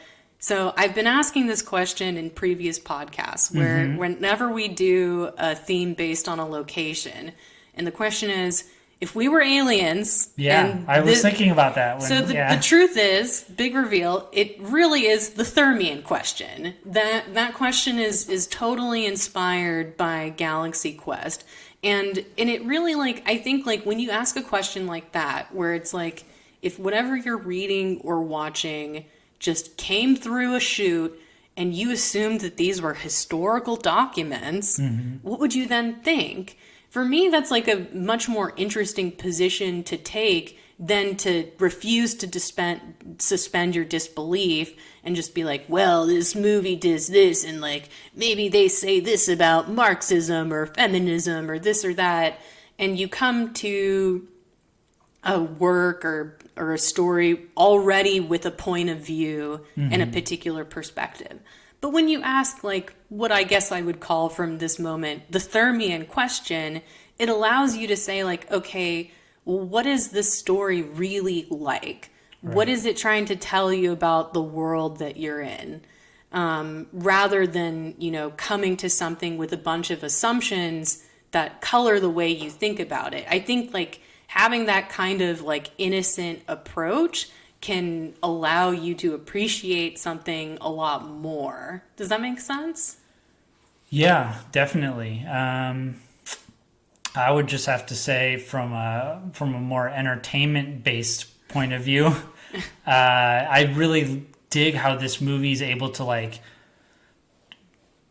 go on that sort of, like, goofy entertainment side, but then use that to sell the dramatic moments of the movie, like the score, the fact that they used the Galaxy Quest score. Oh, I loved that. Throughout the movie to be like, isn't this silly? Ha ha ha. Like, we're at a convention and the Galaxy Quest people are all, like, it's a silly little show. But then when they first show the spaceship for the first time, it's like the Galaxy Quest score, and you could like it takes on a whole new meaning. It's a nice orchestral swell. Yeah, so But yeah, like I feel like it's goofy and it's funny, but like I really do feel like it's trying to communicate something serious in that like there's like a reason for this entertainment, that it does do something for us that's necessary and good and significant, and even while knowing that it's pretend, you can still be in awe of it. That's why it's so, gut-wrenching when Saris is like, explain it to him like a child. Because even though that explanation is, in a way, the truth, it's not the whole truth. Right. Like it's not like just because it's pretend doesn't make it less meaningful. Yeah. Like it's a lie that tells the truth. Yeah. I also like in movies where a character sort of, the lie, the big lie, what did you say, the grand lie? Or the great lie. The great lie. I like in movies where it's like, this is more action-y kind of based, I guess, where a character, their great lie is that they are a mythological type hero, and then by the end of the movie they actually get to become what they were lying about. So it's like, I like how Jason sort of, he sort of says like, even though, like you're saying, even though it is all fake, even though it is all pretend, no, I can fill those shoes. I can actually become what they think I am. Right, and he ends up being the character who, although he has a lot to learn when it comes to being more generous to other people, he intrinsically understands how to be good to the fans. Mm-hmm. Like, even though he has a moment where he slips up, he understands why the show is so special to the fans, and he indulges them in their love of the fantasy. Whereas it takes so his whole character journey is him learning to be less self-centered and to start to care about his crew, his cast, his people. But then what is it? Alan Rickman has almost the opposite character journey, where he's already a character or an actor who understands his place on a team of actors, but he has to learn like the reality of what his acting means to other people. Like he doesn't believe in the words that he speaks. They're just lines. It's just fiction to him. It's only after he has the whole interaction with the alien that he realizes, like there's a real even though the words are fake, the impact is real. It has meaning. It resonates. But it kind of is like he's very much the reluctant hero in that regard. But he also, in a way, sort of, he's kind of right that like if he said it all the time, it would just lose meaning. Like, you know what I mean? That's like, true. By saying it all the time, by giving into the fans all the time, it would, like, the phrase kind of just becomes watered down. So when he says it for the ribbon cutting ceremony, he's so full of disdain and disgust. Hammer, what savings? It's such a great delivery. He plays it so perfectly. But, it's like, by reserving that moment and by not giving in to every fan all the time, and then by delivering it when it actually means the most to him and the most to that fan in that moment. It's not just any fan, it's the dying fan. And it's not just any chant, it's like a revenge chant. It's like, I will avenge you. And he means it. Yeah, he actually means he will avenge his death. It's so beautiful. He found his character motivation. Yeah. I thought that was a really funny line too, when Tim Allen is getting chased by the rock monster, and he's like, so what's the monster's motivation? And he's like, you never do the important work. Yeah, it's good. I also really think it's interesting how this movie, along with The Mask, was originally meant to be like a much darker movie. Really? Yeah, this movie apparently was supposed to be a lot darker and more violent. There's a few lines where they had to dub over some swear words. Well, I know that they were going for like an R rating, but I thought that just Yeah. meant that they wanted to have more boobs and more swearing. Right. I guess it also had more violence and stuff too, which you can see glimpses of it with Saris and with the alien kids and stuff. But there's a great moment when they see the chompers for the first time. And Love that. Glenn is like, screw that. But if you look at her, you can clearly tell she's saying, fuck that. It's Yeah. so funny. Yeah, so I don't know. I think like that and this movie and The Mask are two movies that are really, really, really well done and like What was the dark version of silly. The Mask? Oh, the comic book, I guess, is like a much more dark version where when he goes into mask mode, he's not just like a low-key mischievous character. He's like a full-on psychopathic murderer. So, yeah. Oh, whoa. Ooh, wow, yikes. When are they going to reboot The Mask?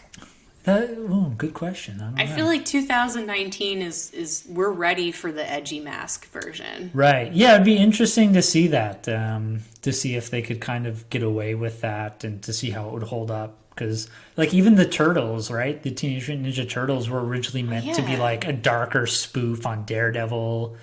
But then when they turned it into the Jim Henson movie, it's, like, fun and cartoony. And that's another Turtle movie power. where I can only, like... My preferred version of it is the PG version instead of the R version. I agree. I haven't seen the Michael Bay Turtles. Is that who it is? Yeah. He didn't direct it, but he produced it. Yeah. Yeah. No, I haven't seen the Michael Bay Turtles. I've only seen the Jim Henson Turtles. Right. So yeah, I too only have that as my point of reference. Yeah, but I mean, yeah, some of the comics and stuff, I guess, that go a little darker. Like, you know, I'm a big fan of really dark, violent, gory, gritty stuff, but sometimes a movie is just perfectly fine as a wholesome PG comedy fest, you know? Yeah, I mean, I don't know. I could have gone for more swearing in Galaxy Quest as long as it maintained that emotional heart. Because Right. really, like again, light on the romance, but Galaxy Quest at the end of the day is about relationships. It's totally about relationships, the relationships that make us strong, the Right. love that we share. And I mean, yeah, there are parts that are tacked on. Like apparently the romance between Tony Shalhoub and Missy Pyle, the alien, that was something that I guess Steven Spielberg visited the set and was like, you should add this. Right. And they added that. Yeah, I saw that too, where there's kind of some conflicting things on there, where it's like the producers were basically just like, oh crap, we only have one woman in the movie. Well, I guess we kind of have this other woman over here. Give her more to do. We desperately need more women in this movie. But then I saw that tidbit about Steven Spielberg, which I thought was interesting. Yeah, I mean, I think that's part of the joke, right? That there's one woman and her Right. job is to read the computer. Yeah, it's great and when she then- snaps. And then it's like, even I'm doing it. I'm repeating the computer. And I have one job on this ship, and it's stupid, but I'm gonna do it. And it's even better because it's Sigourney Weaver, Right. star of Alien, playing a dumb blonde Right. against. She's not like Ridley at all, but like even like her wittiness still comes through. Like Right. like even though like the character Gwen is supposed to be dumb, she's not really that dumb. Right. And I mean, she and Tim Allen had some nice belligerent sexual tension, and they kind of baked it in there where he like kept coming back to Right. her, and definitely me and I am those fans that are like, so it seemed like Captain Taggart and, Yeah. and Lieutenant did they ever have a relationship? Yeah, I'm that fan for sure. I thought it was really great too when she was like, you know, it's one thing when you do it to us, but it's another thing when you do it to your fans, like the disappointment. And then, yeah, that was really good. Yeah, Galaxy Quest, man, Oh my what God. a movie! Who was your one thing I noticed on this rewatch that I didn't notice before was how fucking good the alien supporting actors were. Like particularly Malthazar, Enrico Colatani. Yeah. Every scene chewing choice he had was amazing. Yeah. Like there was a point in the movie where instead of like making an expression or responding, he just screamed. It was really funny. Or I think another part that I really loved was when they reference Gilligan's Island and Malthazar says, "Those poor people." Yeah, I guess it was his idea to kind of elongate his words and stuff like that. Oh, really? Yeah, That was his, and then the rest of them copied him? Yeah. That's great. Yeah, because it definitely adds that they're very close to human, but something's obviously off about them. Yeah. Oh my god. Who came up with their silly walk? I don't know, man. It's so good. Even when they're running, but they're just kind of walking faster. Oh, that reminds me that again, my other favorite scene from this rewatch is when the rest of the cast comes up into space and the aliens come into the room, but they haven't used their human disguises. Right. The aliens, and I forgot this about the movie, the aliens are actually giant tentacled octopuses. Right. And the only people in the movie who never see them in their true forms are Tim Allen and Tony Shalhoub. And so when they come into the room, they're like, why is everybody acting weird? Yeah, Tony Shalhoub plays it. I don't know if that was intended for his character. He was stoned. Yeah, he really did. And I think at one point Guy asked him, are you stoned? Because it was great how he's just totally oblivious almost to the whole situation, but he's having a great time. Yeah, he's like Steve Carell in Anchorman, where I wonder if they were just do whatever you want, Tony Shalhoub. Yeah, because he's got those little moments where he gives his little crew a group hug, or he's like, hey, sorry that door's sticking, I'll get one of my boys to come up and put some WD-40 on it. He's just got these great little moments. Yeah, I was trying to understand what his character was meant to be, or what he was meant to be like, because at one point Jason says, oh, well, you never missed a line or anything. So is he just a Sakamoto type where he's a really good actor and nice guy? He's not like Sir Alexander who has an ego. Right. Yeah, I think he's just a true professional, show up, get the job done. Yeah. Yeah. Maybe. So, now that we know that Galaxy Quest originally had more rated R elements, I'm curious to see how your movie takes that and runs with it. So, like you with the Forbidden World, I spent more experience points on my rom-com pitch, so I did not have as much left for Galaxy Quest. Before I get into the pitch, though, who do we want to kill from Galaxy Quest? Yeah, I don't. I hate to be that guy who says no one, but who do you pick? I feel like I can only pick Saris because he is a discount predator space Hitler, basically. God, I love that moment, though, when he says, explain it as you would a child. Like you would a child. It's so great. And he, decapitates his one guy. And, oh, man. He was a fun villain. Yeah, he's a great villain. But he committed genocide against all the Thermians. They were all the Thermians that were left. Yeah. Maybe I would have to kill Alan Rickman just as because he's too perfect in this movie. It's something so perfect isn't meant to perfect. To last, he's even more perfect than Nina in Black Swan.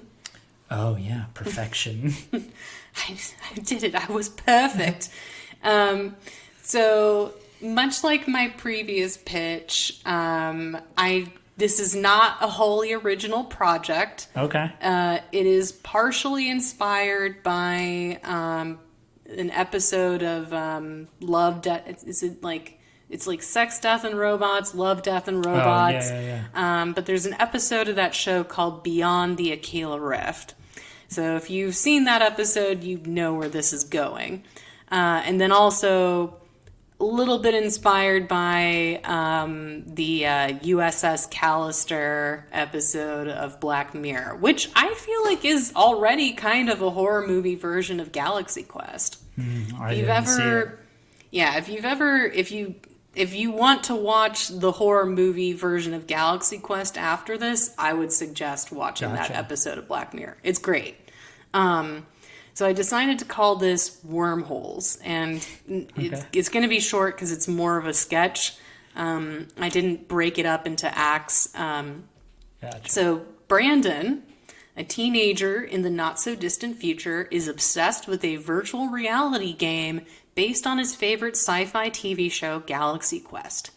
As Brandon is playing the game as Captain Taggart, his favorite character, he notices a mysterious wormhole on the map that isn't mentioned in any guides or tutorials on the game. So Brandon decides to go through the wormhole. Could be an Easter egg. After exiting the wormhole, Brandon tries to log out of the game, but none of the log out buttons are showing. He tries to talk to the information-giving game NPCs, but they respond like real people instead of AI. Finally, Brandon stabs through the palm of his hand with a pencil and finds that he really stabbed himself. It's proof enough for Brandon that the wormhole led him to an alternate reality, and now he really is Captain Taggart. You Jumanji'd it. I Jumanji'd it. Yeah, I didn't think about it that way, but yeah, it was a total Jumanji move. Yeah. So in Jumanji, also the sequel, is a very much, when I first saw that movie, I mean, I was just expecting it, Sonia and I were expecting it to be a dumb little whatever. Because I had fond memories of the original. And I mean, I'm a rock fan. What year is this? I'm a fan of The Rock, but it was like, all right, whatever. We'll get this one out of the way. But man, Jumanji 2. Really? Oh, it is, I think, like Diet Galaxy Quest. Okay, Interesting. It is a super solid, fun movie where the gimmick becomes real, and it like they use the gimmick, but then they kind of add like moments of gravitas to it, and it's so good. But, that sounds really fun. I have to check that out. So go ahead. We had Brandon went through the wormhole, and now he is Captain Taggart. He is Captain Taggart, and then in this universe, the crew is under attack from a parasitic insect alien race trying to take over the galaxy. Yeah. And at first, Brandon, he's so excited to be in a real version of his favorite show / game, and he very quickly abuses his power with the entire crew because he's a teenage boy in the body of a middle-aged man with a large degree of authority. Sure. It goes exactly how you would expect, and they end up hating him. Brandon also loses crew members during critical missions against the insect aliens, making the crew hate him even more. By the time Brandon starts to redeem himself, the crew has had enough of him, so they end up trading the captain for safe passage from the insect aliens. Whoa! They do him dirty. They mutinied him. They dose Brandon, and then they chuck him into a pod to the insect alien ship. Brandon wakes up in the pod, headed to the alien ship, and he tries to steer back to his crew, but then he has to watch as they jump without him. Oh, those bastards. He's left with no choice but to continue. I mean, Brandon's kind of an anti-hero. Right. And I think that, Justin Long, having seen the rest of his oeuvre, I feel like he would have nailed this role. Sure. Then he's left with no choice but to continue into empty space or surrender to the insect aliens. The aliens, they allow him to continue into space because they're pretty sure he's going to die. Brandon keeps wandering deep space, and just as he's about to run out of fuel, he gets pulled into a super mega black hole. And then after a montage of Space Odyssey style Sure. images, because I mean, what's a sci-fi movie without that, right? Yeah. We get a first-person POV of Brandon opening his eyes. He's still in his room, but it's different. Something that looks like webbing has covered all the walls, and there's like termite mounds, like spires everywhere. Yeah. And then Brandon looks at his hand, and it's all liver spotted and emaciated. And then he starts to walk out of his room. And then out of his house, and as he looks around, he sees the entire world is just covered and conquered by insect aliens. And we zoom out as he starts to scream and see that Brandon is now an old man, and other people are walking out of their houses and screaming as the insect aliens buzz around in triumph. The end. The end. Yeah, it feels like Twilight Zone-y. Yes. Yeah, very much like a Twilight Zone Twilight episode, Zone. yeah. And yeah, if you like that, then you should totally go watch the 2 episodes I mentioned Right. that I combined to rip this off. Sure. Yeah, I like it. I like the virtual reality twist, and I like how he sort of makes his own comeuppance by being a dick and getting kicked out of his own shit. He's a teenager. Yeah. given the authority of a captain. Right, yeah. How else would it go? For sure. Right. I can see it happening like that. Oh, so I'm excited about this. Oh, yeah. You So- spent some good time here. Oh, I have pages. I can't of it. wait. So it's very, I tried to do it justice. Mine is called Escape from Planet Prison. Ooh. And you're gonna be able to tell very, very quickly that this movie has a lot in common with Escape from New York. Oh. Which could have been another kind of pick for sci-fi horror. It has horror-ish elements, you know? Yes. But I also have a theme category for apocalypse / like future or dystopian. Oh, So yeah. we could do an apocalypse episode. We could. That movie, I love that movie so much. Escape from New York's one of my favorites too. So I'm basically going to start off my movie the same way that Galaxy Quest starts off, with just a little bit more depressing. We're still keeping it meta. Yeah, it's the same startup. It's the same crew. They're going to the same conventions. We deal with Jason and his drinking / drug problem. Now he's got more than just a drinking problem. He's more in common with Tim Allen, 70s Tim Allen. So, we kind of set that up. That scene where Gwen and Alex are on the phone together? I have that same scene, but we see it from Alex's point of view, and he hears windows breaking in the background as Gwen goes to check it out, and then he can hear sci-fi noises, and then he's calling out to her like, Gwen, is everything all right, Gwen? And maybe we hear a dial tone, and he's like wondering what's going on, and then he hears his own window break. Dun, dun, dun. Oh, shit. So then Jason is passed out, and his alarm is beeping, and he turns off his alarm clock, but the beeping continues, and then he realizes the beeping is coming from his security system. Ooh. Oh, shit. So Jason grabs a gun, and because he's into drugs and stuff, so of course he has a gun. He opens his bedroom door and he sees a SWAT team. Jason fires the gun and hits one of the SWAT members, but then he's easily overwhelmed and taken into handcuffs and escorted to the front door. But as he's escorted to the front door, cops pull up in a cop car. And then the SWAT team reacts, causing Jason to realize they aren't SWAT team, but they're kidnappers. Oh, shit. Whoa. He taunts them as they lead him to the backyard.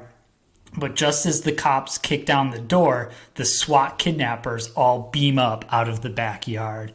Whoa. So now we go. You in trouble. I know. So now we go to the crew of the Protector, who are put on trial for war crimes. And the old episodes of the show are used as evidence. What? Whoa! Yeah. Whoa, that's amazing. I love this. So the lawyer pleads guilty, and he doesn't even give the crew a choice. And they try to argue, but they're quickly silenced. They don't even care what the... Is the lawyer like Justin Long in Idiocracy? I don't know. I've never seen Idiocracy. That's one of my big blind spots. But they try to argue, but it's silence you. And the lawyer doesn't want to hear it. He's like, I just want to get this trial over with, right? So the crew is sent to a lawless prison planet, and when they get there, they attempt to ask some of the lifers there about any way to get off the planet, but they're quickly laughed at, right? However, one person overhears them and contacts them. This person is Liliari, an alien life form, who approaches them. And she says that she knows of a man who's building a ship, right? But they have to essentially steal it. So the crew is reluctant at first, but after talking to themselves, they mostly decide to do it. Just then, a rival gang to the girl shows up and sees her, and they start chasing her. So Alexander and Guy are separated as the rest of the crew follow the girl. The gang lures the crew to a cave.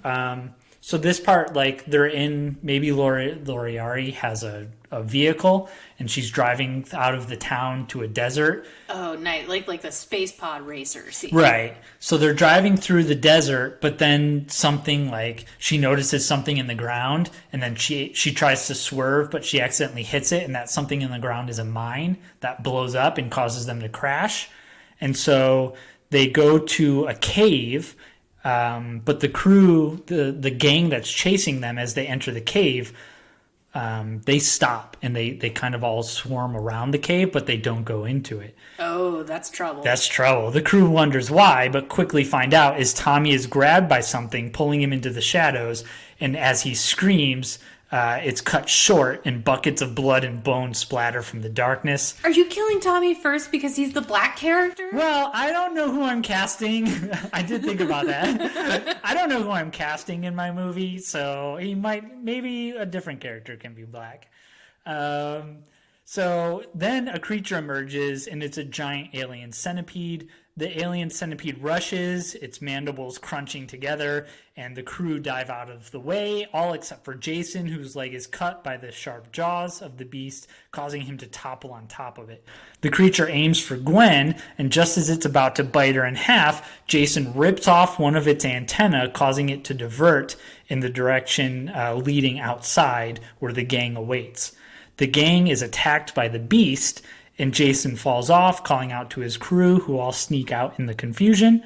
And just as the centipede dispatches of the last of the gang members, it turns its focus on the crew, but Jason uses the centipede's own antenna as a whip to make it retreat back into the cave. That's a very Captain Kirk move. Right, yeah, like I'm going to rip this thing off of an alien and then use it as a weapon against itself. Pretty badass. So he's starting to take on that captain type role. Meanwhile, Alexander and Gary are in the sewers, and they are attacked by some rats, but then they're saved by these tiny alien creatures that show up and scare off the rats. The tiny aliens... Like Ewoks? Well, they look really mean, but they're very friendly. So, ooh, like reverse Ewoks. Like reverse Ewoks. So the tiny aliens sort of... kind of are like tugging at Alexander and Guy and trying to like get them to follow them, and they're chanting something like tuck tuck tuck tuck tuck tuck, but they don't understand what it is. And Alexander kind of freaks out and thinks that, they're trying to attack him, and so he ends up killing the creatures. No. Yeah. Oh yeah. And then he actually takes one of the wrist communicators, despite Guy asking him not to, and this will come into play later. So Jason and Liliari sort of get the gang back together outside of the cave, and they go to her hidden base to rest up. And just as she goes, they have a little moment where they share some character moments. Just as she goes to get them weapons, she discovers all the weapons are gone. And then she goes to tell the crew, except they are all being held hostage by the gang. So more of the gang members figured out where her hiding spot was. Shit. The gang loads them up and leads them back in the town. Meanwhile, under the sewers, Alexander and Guy get separated when a rush of water sweeps Guy away. Once all is calm, Alexander continues down the path in search for Guy. Up top, the gang is led to a coliseum where they are forced to fight as gladiators. What? Yeah. Liliari takes charge, and she sort of kills the first wave of attackers as the rest of the crew is like panicking. I like the character expansion you've given Liliari. Yeah. Well, yeah, she's like a badass gang member who's trying to get off planet. She's doing so much. I love it. Yeah, her gang was killed, so now she finds the new gang. Down below, Alexander finds Guy passed out. He rushes to his side and he helps Guy up. But as they stand up, they realize they are now surrounded by a bunch of aliens. The aliens are all shouting or chanting like, "Tuck, tuck, tuck, tuck, tuck, tuck." And Guy tries to convince Alexander that they are friendly and they should go with the aliens.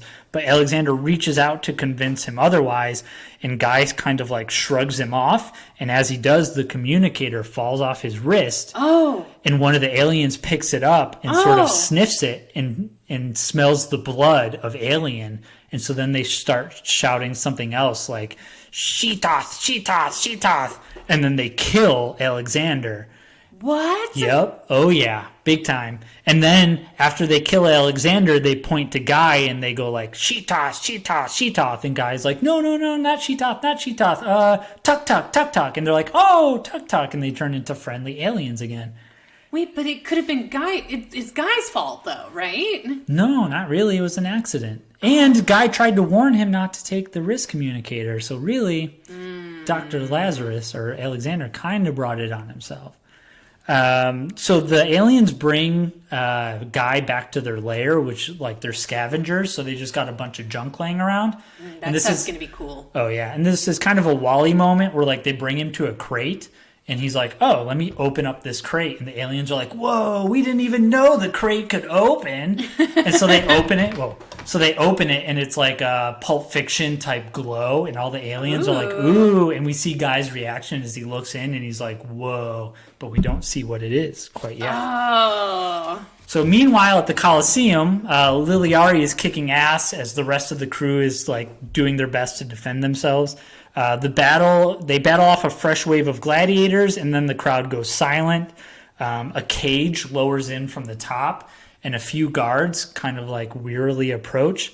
And inside the cage is a rock monster. Did you ever see Thor Ragnarok? No, but I've been meaning to watch it because I like Taika Waititi. Oh, God, that movie's so good. But yeah, there's like a rock monster in that movie, Korg. So my monster is kind of going to be like Korg from Thor. One of the guards uses a long attachment to unlock the cage, but the moment he does so, the rock monster grabs the attachment and yanks it, and the guard falls down, and then the rock monster crushes his head as the other guard runs away. No. So, like, this rock monster means business, right? Oh, shit. So when you in trouble. When the Korg monster steps on the guard's head, the crowd goes wild. They're like, "Yeah, bloodlust." And so Rock Monster and Liliari fight, but the Rock Monster is winning. And just as he's about to kill her, Jason jumps in and he's sort of able to trip up the monster. And then he hits the pulley system that's holding the cage above the Coliseum. He hits that and it causes the cage to fall and smash on the Rock Monster's head. And once again, the crowd goes wild. They don't care who's winning. They just want bloodshed. And Jason yells at them. I'm a chest bleeder. I get that. Yeah, Jason sort of yells at them like Gladiator. You know, he's like, "Are you not entertained? Like, is there no one else you can send in?" And just as they say that, a predator type monster shows up, and all the crowd draws their weapons at this predator monster. Oh, shit. And the predator monster walks in, and Jason's like hyped up on his own ego, and he's like, "Oh, predator monster, you a big bad tough guy." And he goes to swing his battle axe or whatever that he's holding at the predator monster, and he is quickly and promptly relieved of his head and spine. So as the crew cowers around Liliari, so the captain bites it big time. As the crew gathers around Liliari, who's just waking up from her fight with the rock monster, the crew is like, "Hey, you all have weapons? Shoot that thing, because it's standing like it's gonna fight the rest of them. They're like, shoot it. But Liliari explains that the creature is a Keltiki Deathstalker.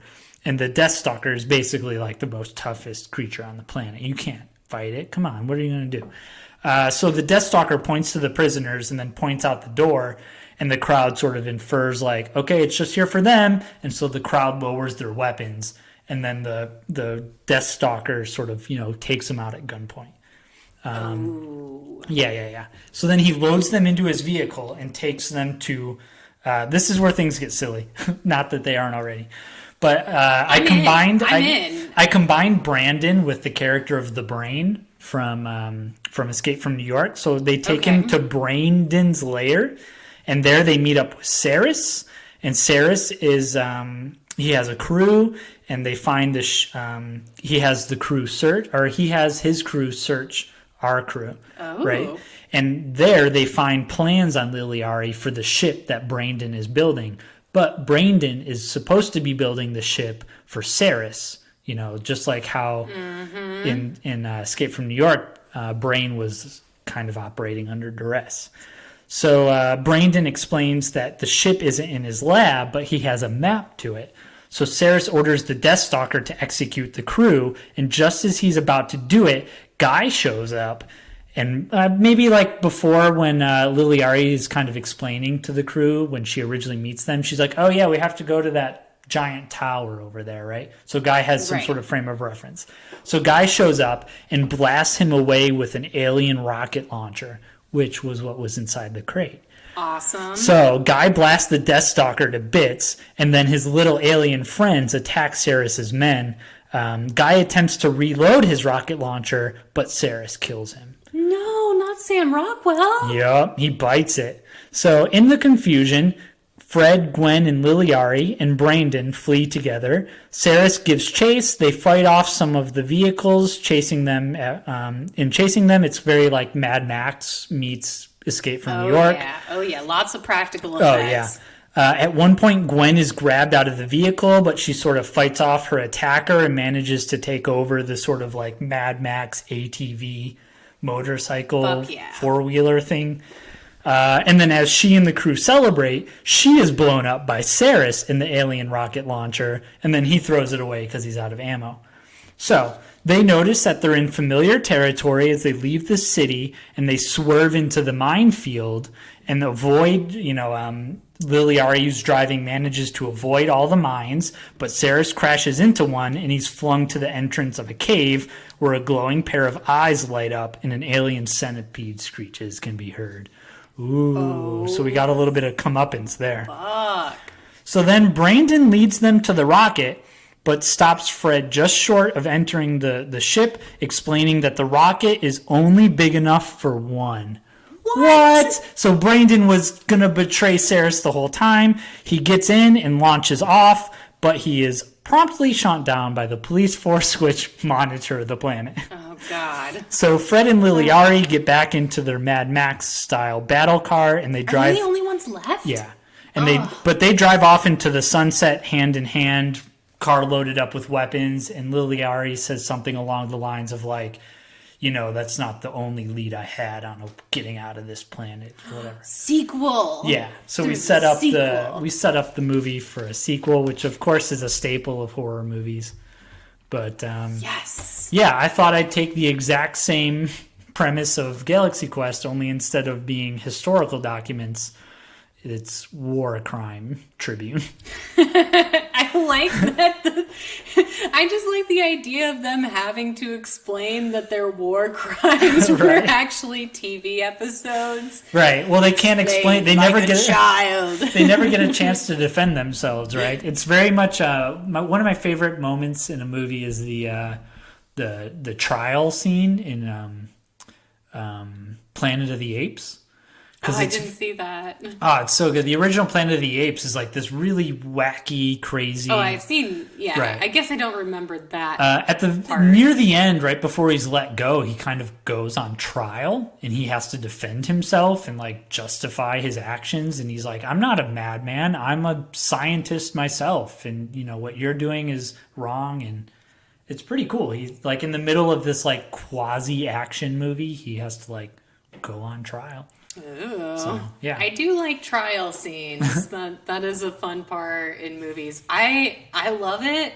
I would totally watch the Galaxy Quest Escape from the Prison Planet. Yeah, and I had a really hard time killing all these characters, but you gotta off them. You know? Did it. Yeah. You gave them some good kills, too. Yeah, as long as you die a good death, it's okay.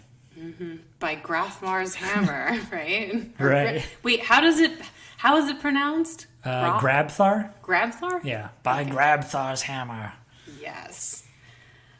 That was great. No, I think that was time well spent Yeah. on that pitch. I loved it. Yeah, everything had to set up into something else, or like each scene had to have like a when they're chanting rock moment. I love that moment where it's like, wait, why are they still chanting? Yes. It's I also like that both of us chose to take two different supporting characters and make them the protagonist of our Yeah. remix. And it's interesting that I chose Brandon, but then you chose Lily Ari. right. Yeah, I thought I'd give her a little bit more to do. For sure, for sure. I feel like Missy Pyle in general deserves more to do because she's Yeah. really funny. I mean, she didn't have that much to do in Galaxy Quest, but Right. she's a really funny actress. Yeah. So, shall we get into Love Bites? Yeah, let's do it. Let's get into some Love Bites. So, for my part, I decided that I would choose a couple of Love Bites that, for me, exemplify some of the best intersections between sci-fi and romance. Okay.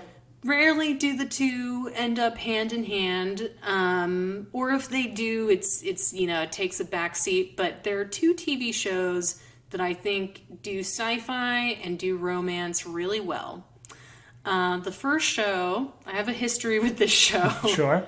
I watched it through two different relationships with fans, and I wouldn't have watched it if they didn't make me. But it's Battlestar Galactica. Okay. The new one. Yeah. Did you ever watch BSG? Never seen a single never- episode of any iteration. Yeah.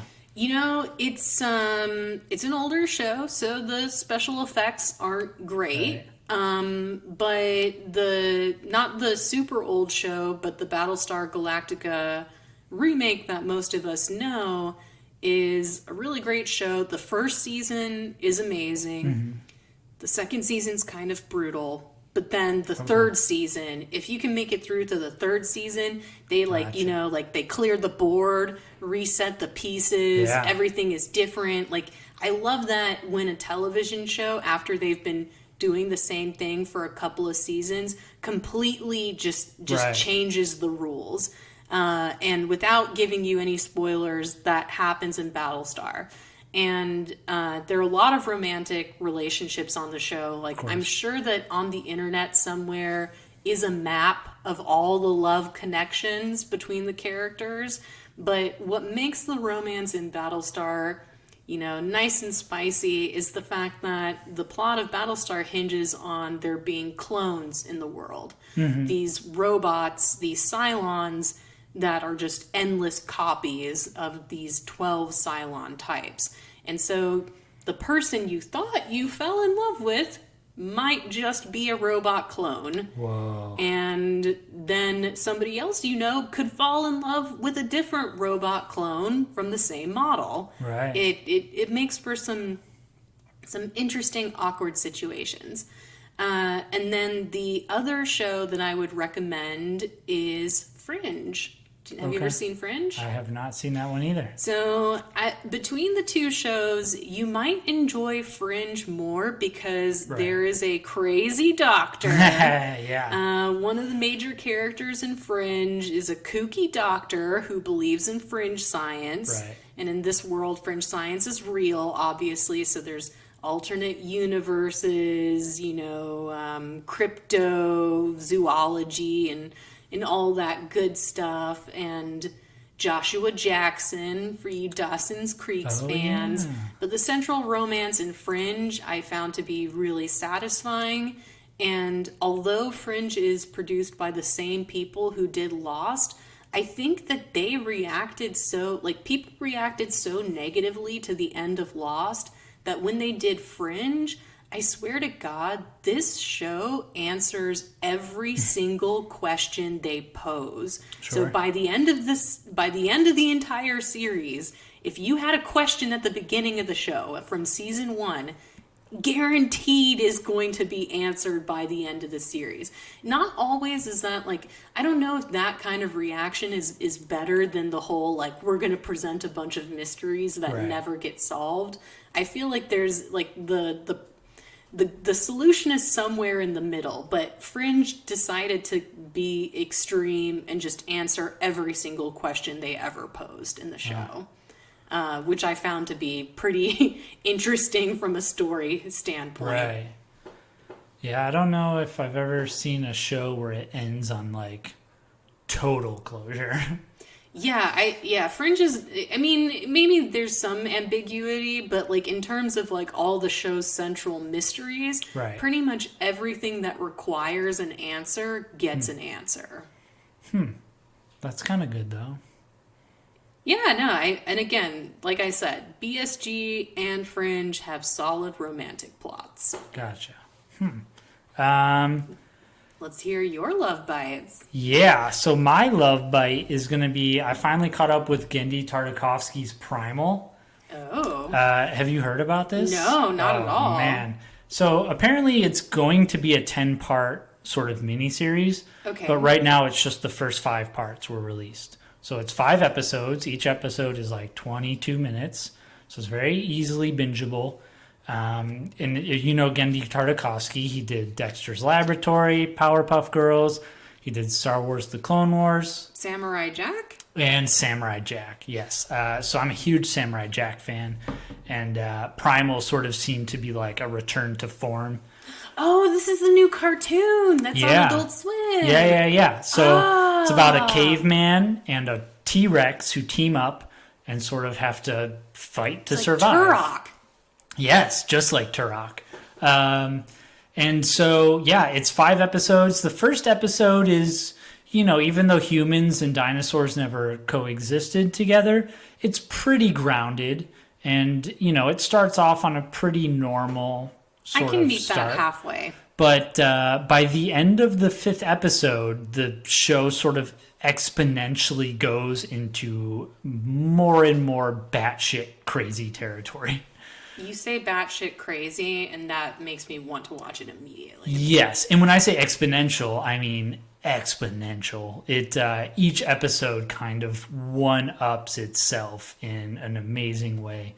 But the show is really violent, and not just violent, but it's like brutal. It's just downright brutal. And the moment the show's got a lot of like really sad, kind of depressing. Maybe not depressing is the right word. Like isolation? No, it's just got like, I don't know. It's just got really real moments of like, you know, sadness and, you know, it's a real downer sometimes. But in the glue that holding it all together are these moments where the caveman and the dinosaur kind of like a boy and his dog. They kind of, you know, they have an antagonistic relationship at first, like who is your smuggler and your secret princess? Like Barb and Drake? Yeah, like Barb and Drake. They kind of are like antagonistically friendly at first, but then they slowly start to develop a bond and click, and it's like they team up. Love it. And that's some catnip.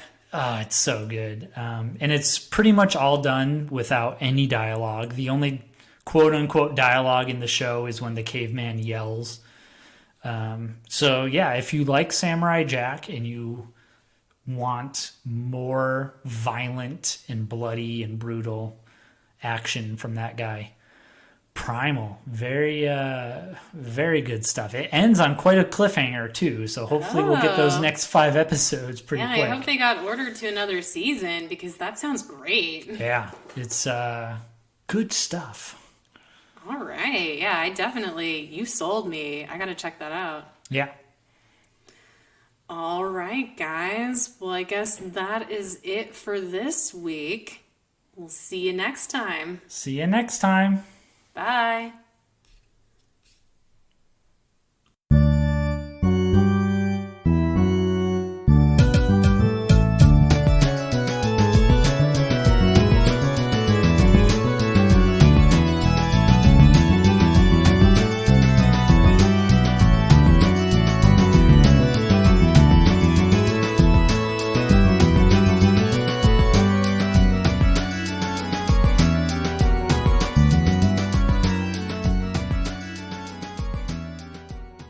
Necromancer is produced by Bret Dorman and Shira Moore. The theme song is Symphonia 3 by Kevin MacLeod on the album Oddities.